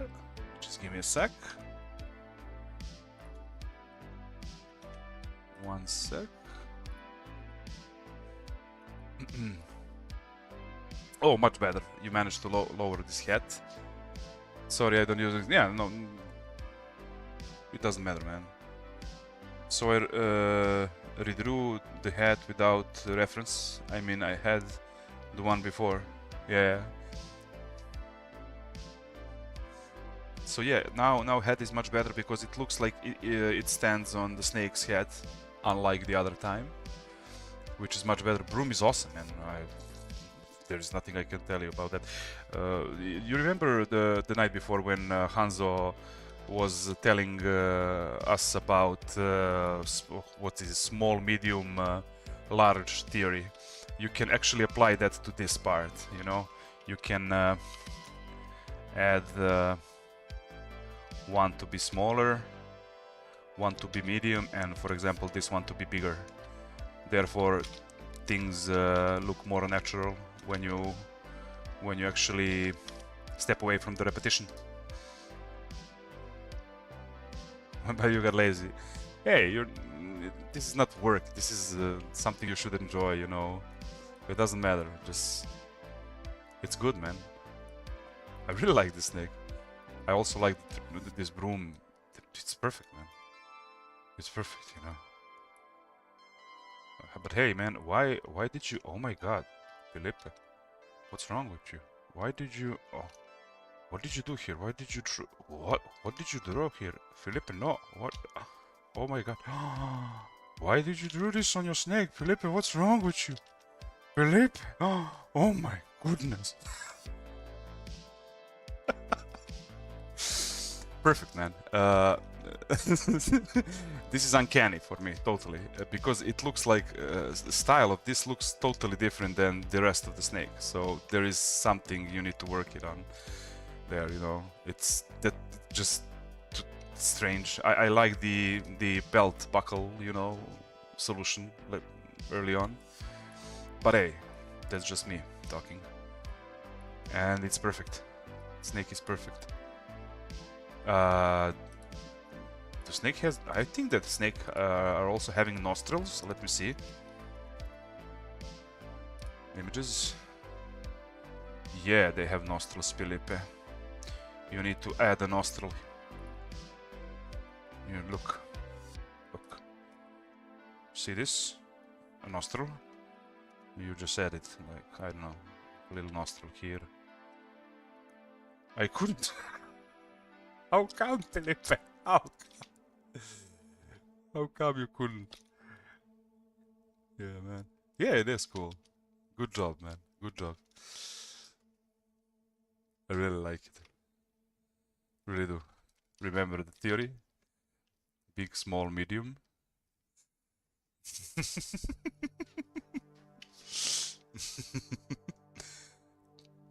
Great job, man. I mean, this is perfect. This is perfect. If you are keeping a black, I do not draw with black line art.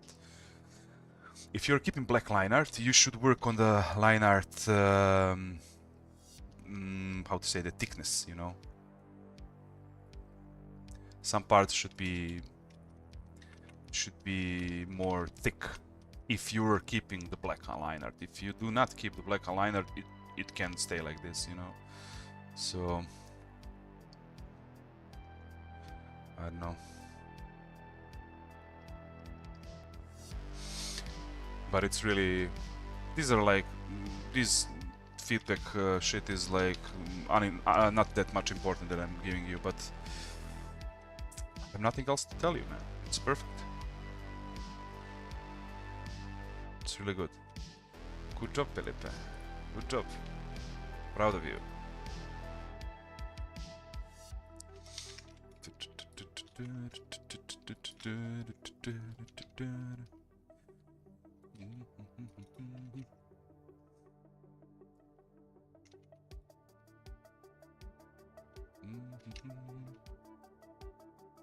I mean, I play the video games, indie video games, that your art is like Michelangelo compared to that stuff. So imagine if you invest more time, what will come out of it. It's really good. Damn it. This doesn't make any sense. This looks more... yeah. I need to change this. see. Needs to be less diagonal.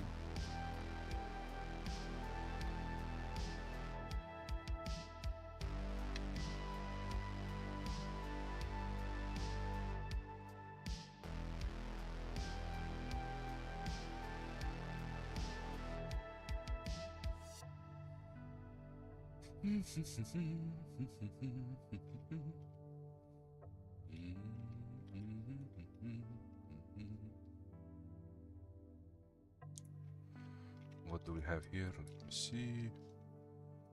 Let me see.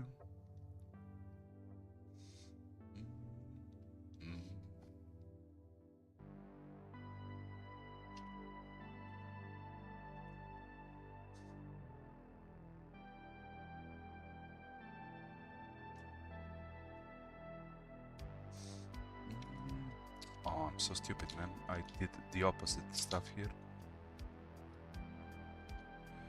This needs to be shortened. Like a lot.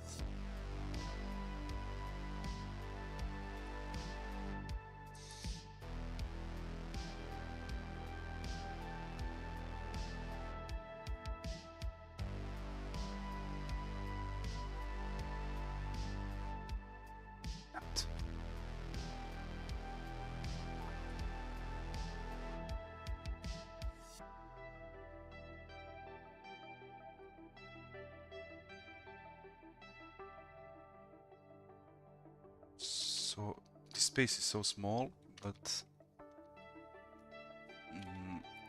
there is so much stuff to put here.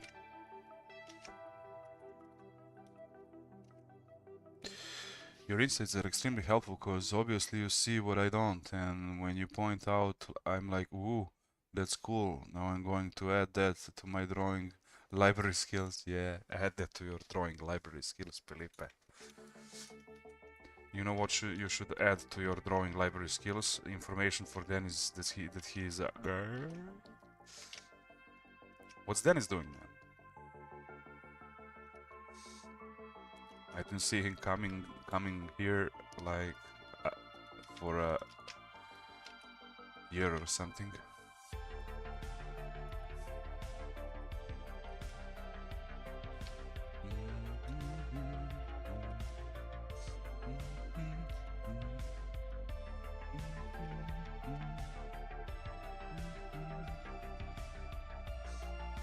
He's coming over in like half an hour to do some workout. Oh, nice, nice.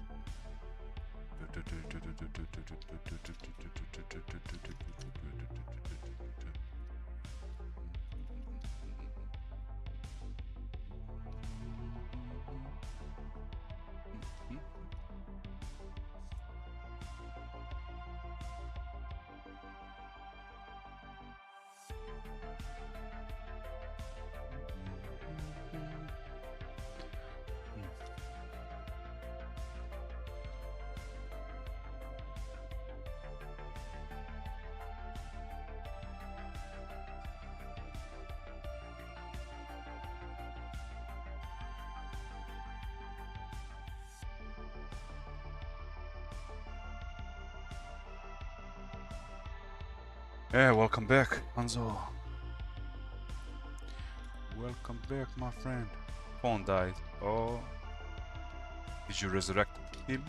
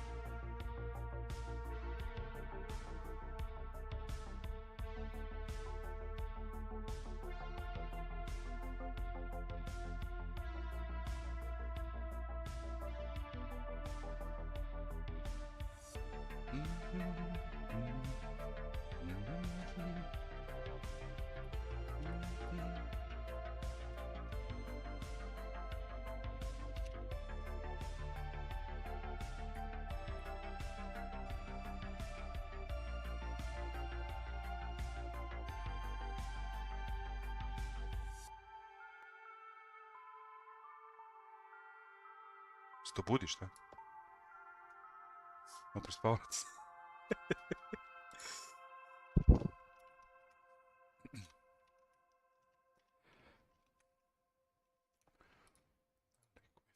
Liquify. Nice. I like these boots. I'm really satisfied how they look. Blade's Eyes, ja po Twitchu tražim link kad ono kurac. Gde si bre Daniele? Hello, Blade's Eyes. Blade's Eyes, my friend from like, I don't know, since when man? Since 2010. We played Counter-Strike together.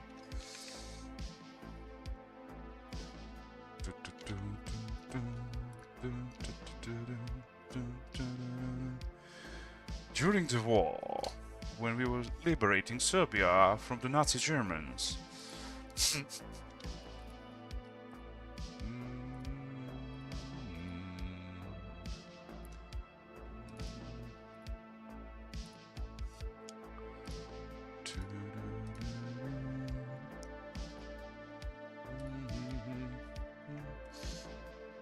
Okay, so everything looks okay-ish. What I'm thinking about is maybe do something with this hand, because I don't know, man. Oops.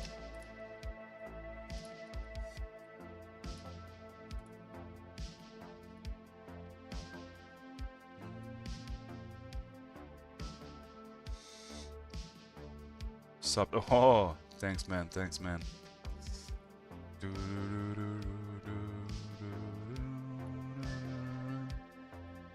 Let's try something, and if I fail, I will switch back to the old solution or something. If I fail...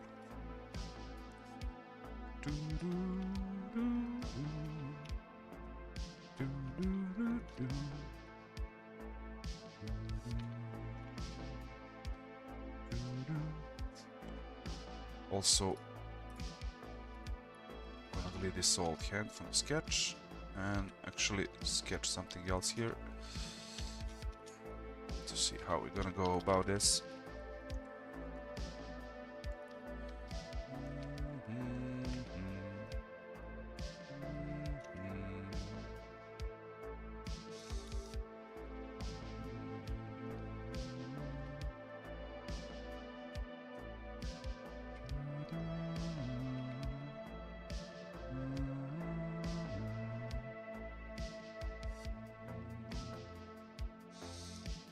No, definitely not.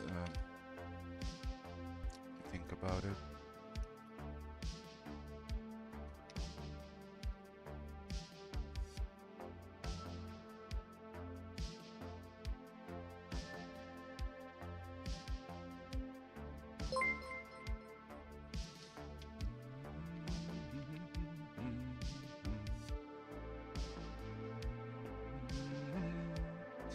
Thanks for the sub, man.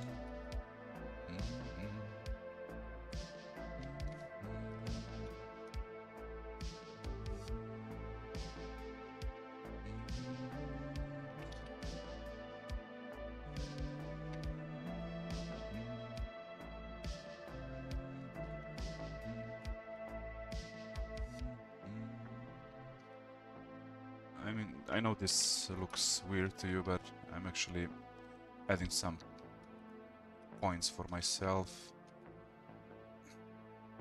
in order to know better what I should do. Thinking about adding a crossbow here actually.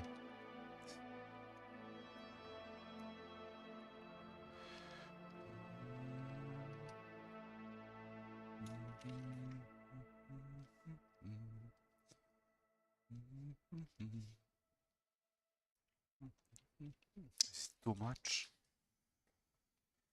Oh, maybe it's too much, I don't know.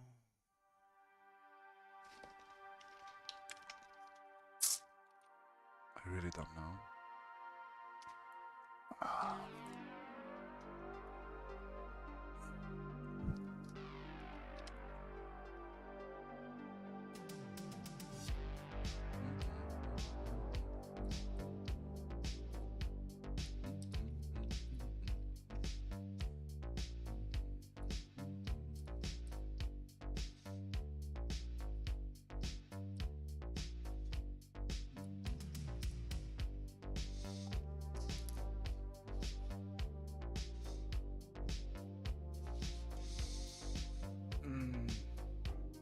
Sorry, a message from work. I just need to take a look at it.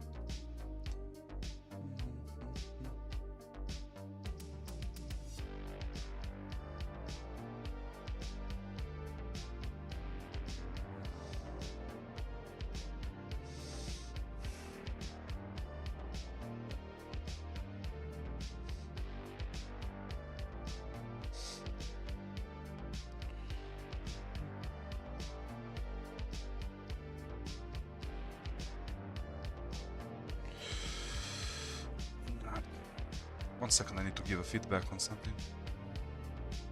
Okay.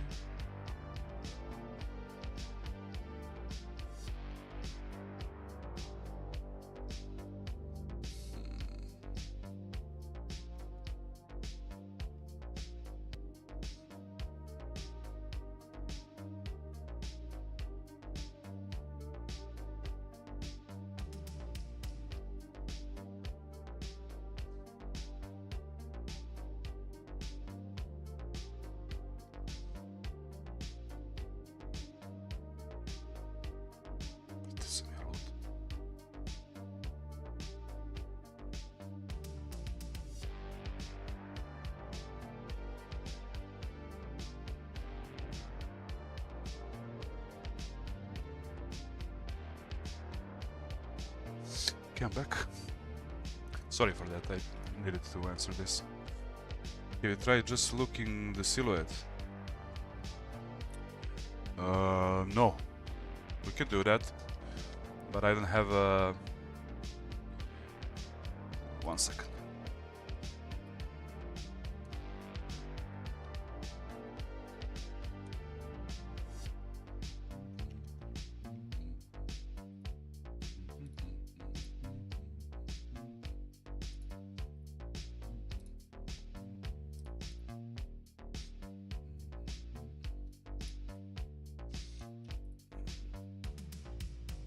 There it is.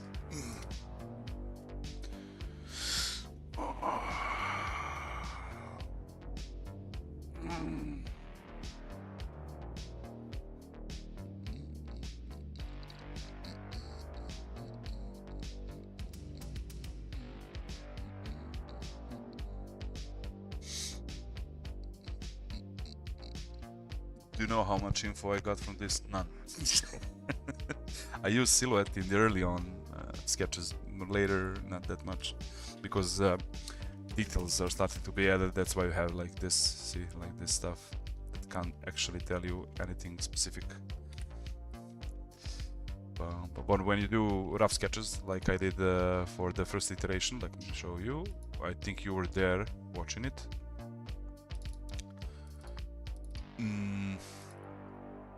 See, I started from the silhouettes, then I chose the silhouette, then I added random concepts, you know, like fast sketches in order to see which way I want to go, and all was cliche, boring, I don't know, casual, high fantasy hunter shit, you know.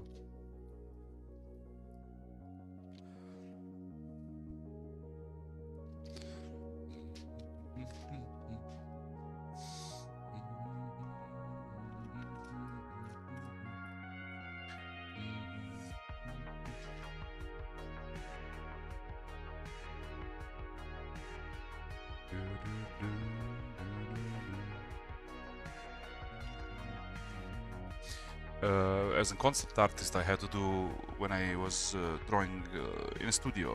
I worked in when I did armor concept art. I did like a shit ton of armors. I dreamt fucking armors. I was so wow.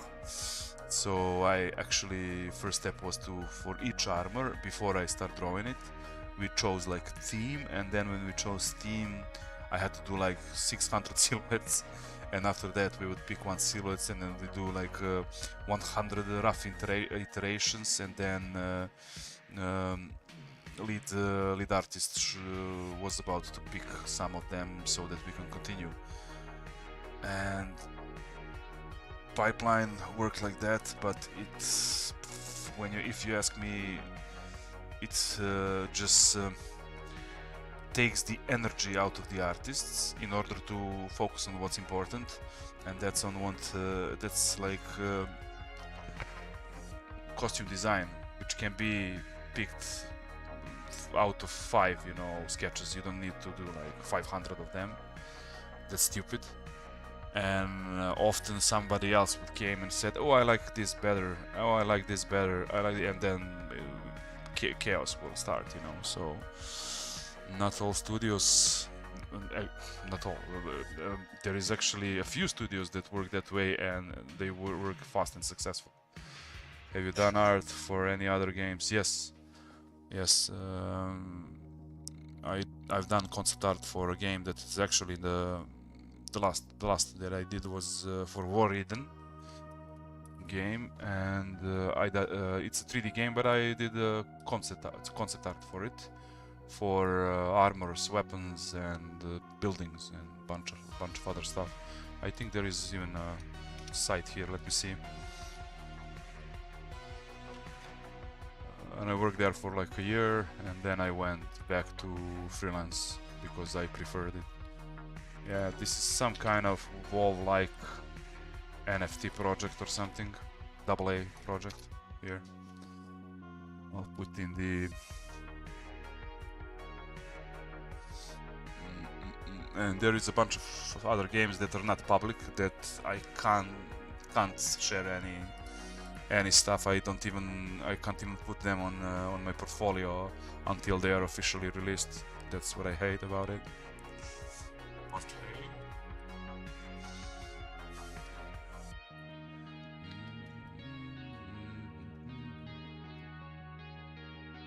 But there was a game that I was really proud of back in 2016 that I was doing with my friends. Unfortunately, we didn't manage to finish it because life, and the game, if we had finished it, it would look awesome. Here, let me show you.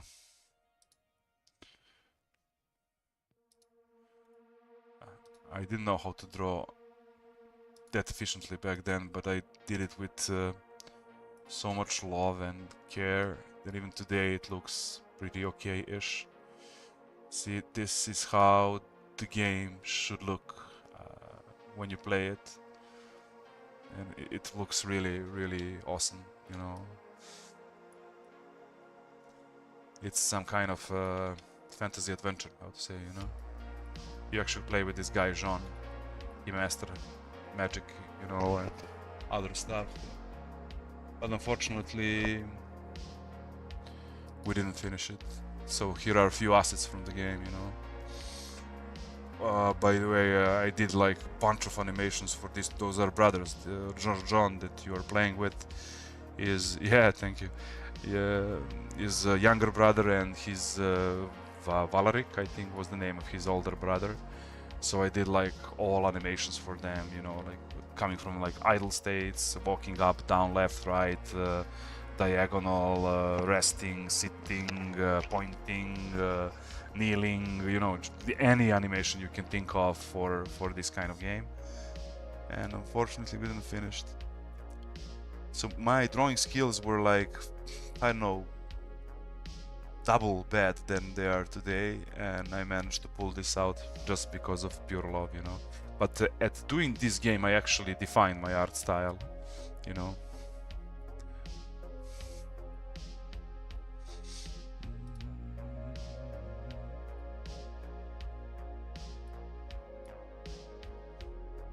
Let me see. I need to throw a look on the Slack for work. 1 sec.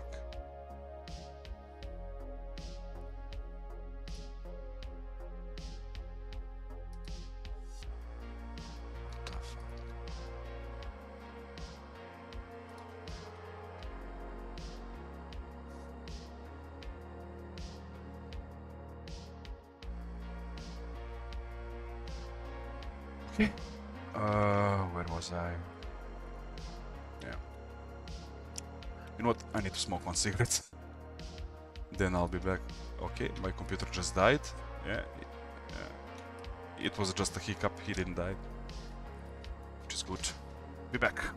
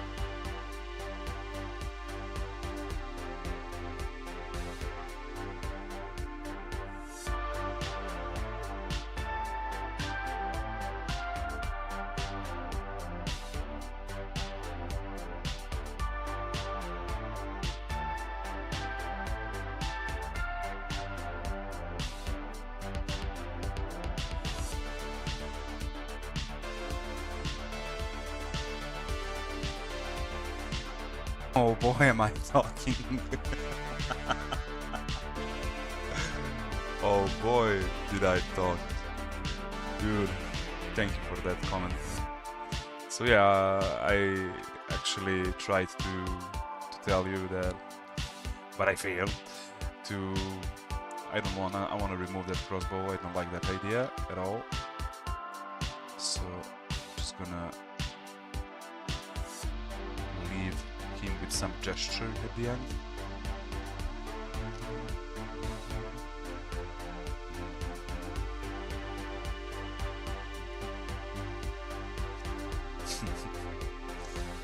Sorry about that.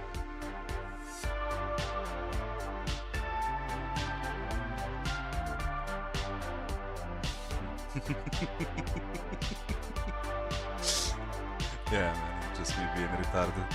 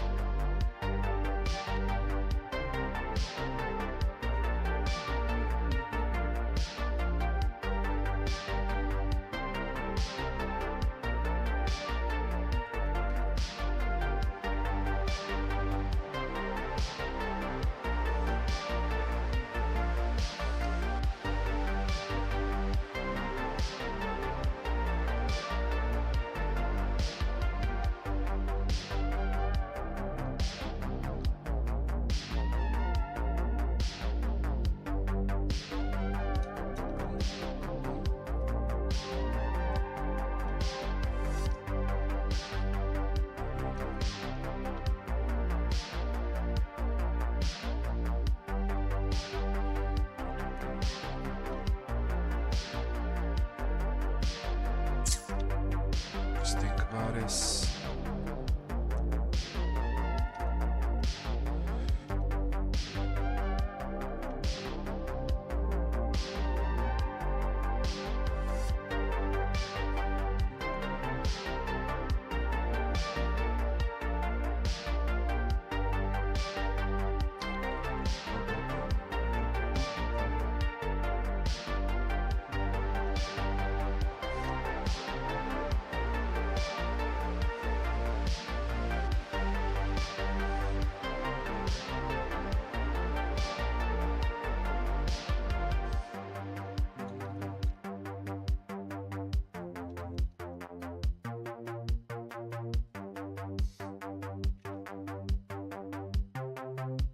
So I'm actually trying to figure out the shape from a completely different side of the arm, you know? It's because his entire arm is moved towards outside now. It rotated, you know? So actually his main protection part of the bracelet should go behind the arm now, you see?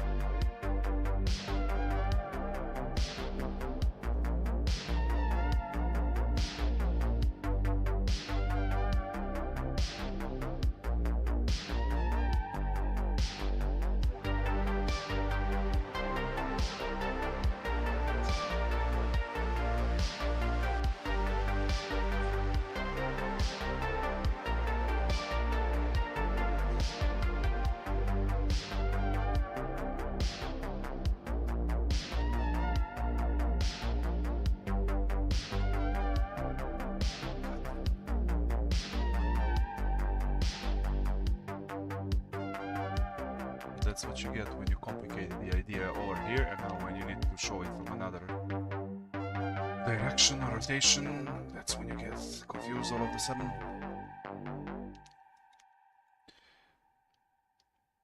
Do you have a knife hidden in your arm? Well, if you're a guy from the Assassin's Creed, I guess you have a knife hidden, but not this guy. This guy's not an assassin, he's a hunter. So spear and bow and crossbow, that would be like his weapons of choice, I think.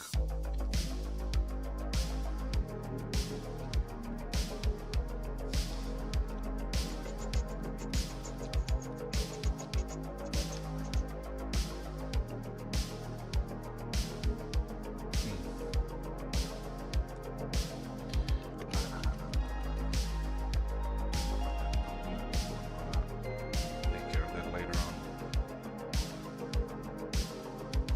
So what I need to do is to actually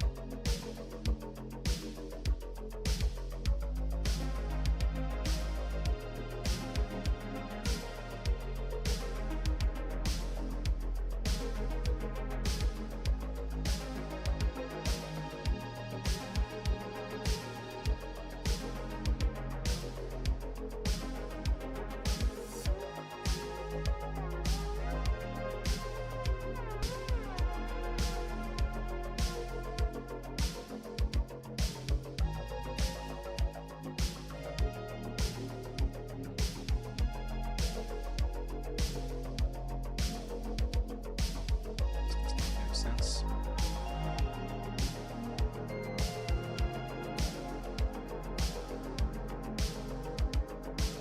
I really like how you use negative spaces in the hand. Oh, thank you. I do not think about it. I do it more with fraction in my hand, in my head. Oh, you mean about this? If you're talking about this, no?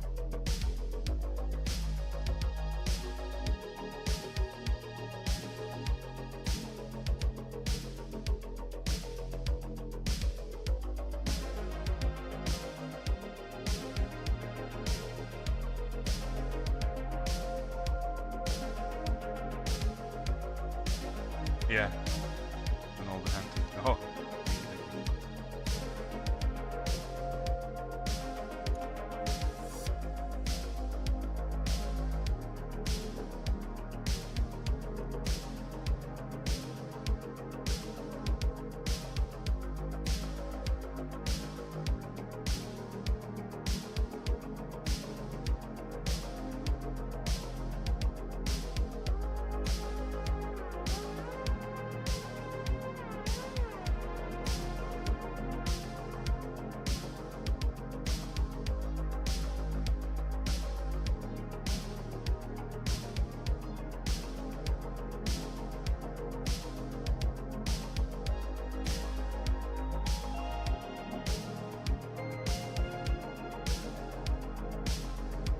This doesn't make any sense.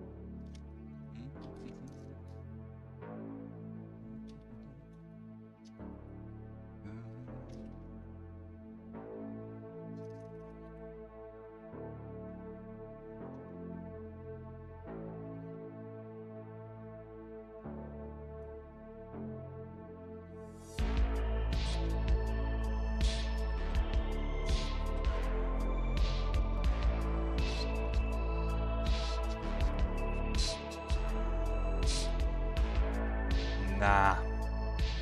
Or yeah.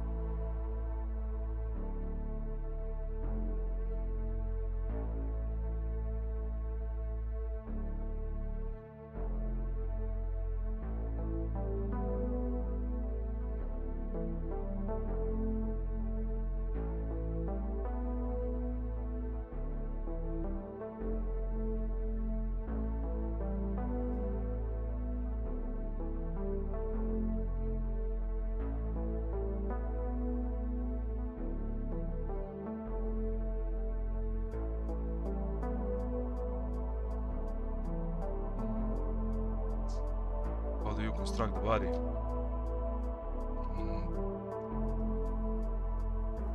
I just sketch it. Here, let me pull out the sketch for you. For example, this was the last iteration. This is how I do it. Just I don't pay attention to the details. I just do like rough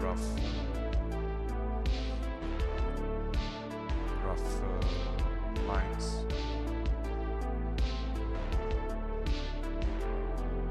Here.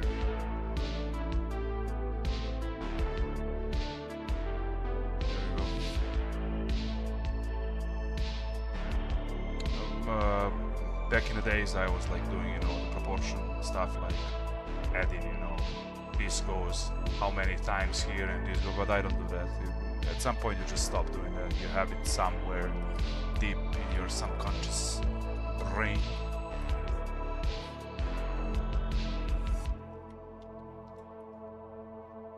And you tend to lean towards the feeling later on.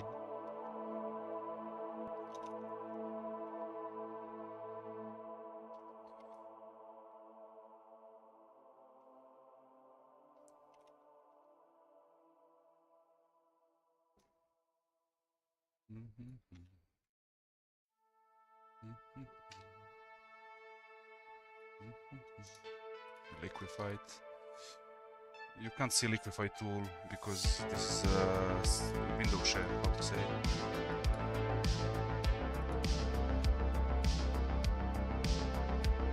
What is the skill that has helped you the most to improve your art?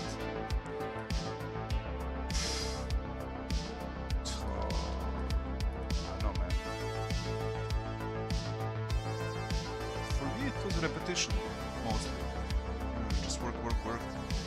You observe, work, you observe. That's it. There is no, at least in my case, there is not so much philosophy.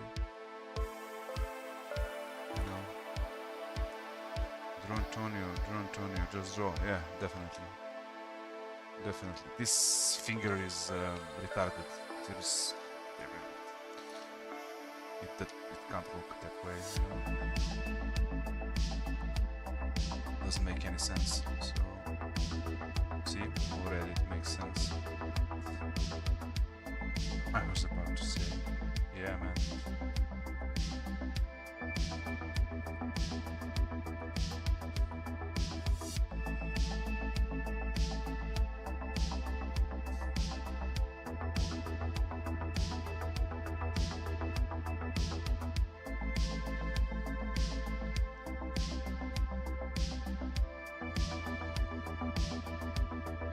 It still is weird as fuck.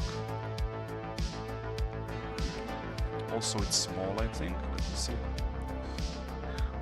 One sec.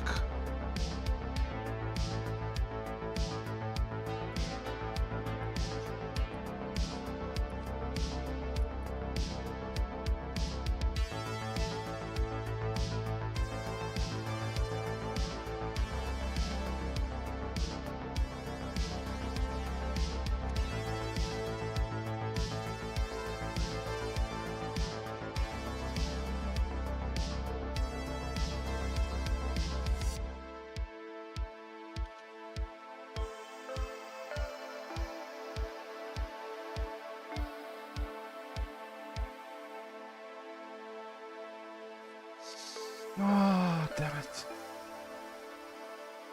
The other three fingers are facing you, but the pointing finger is twisted sideways, yeah. And when you actually do this pose, he always face inwards, so definitely need to change that. I did change it. It was like over here, so I'm just gonna do this. Look. Let's just do it like this.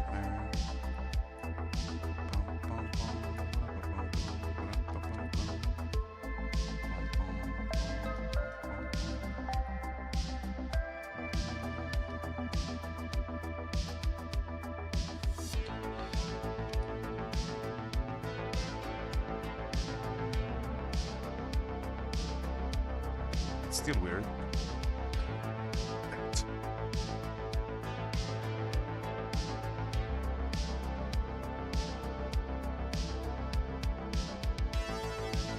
But now I'm changing. When I try to move it inwards, I change the position of the gesture totally.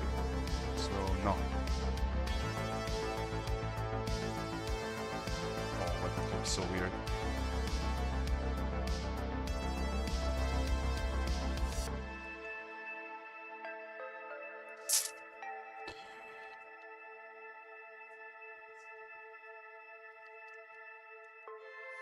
Also, there is problem with this one.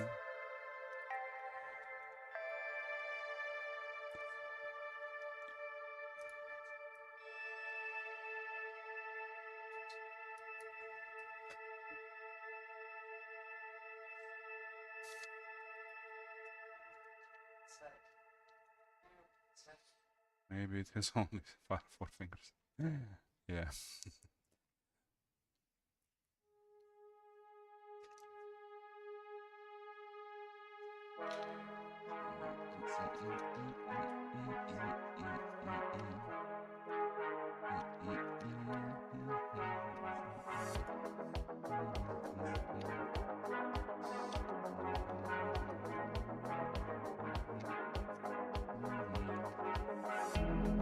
Again, moving towards the same mistake. Look.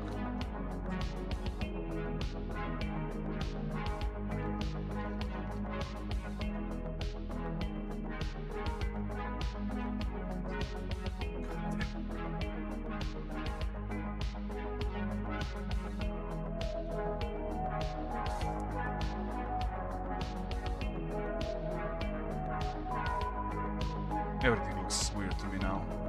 Entire hand.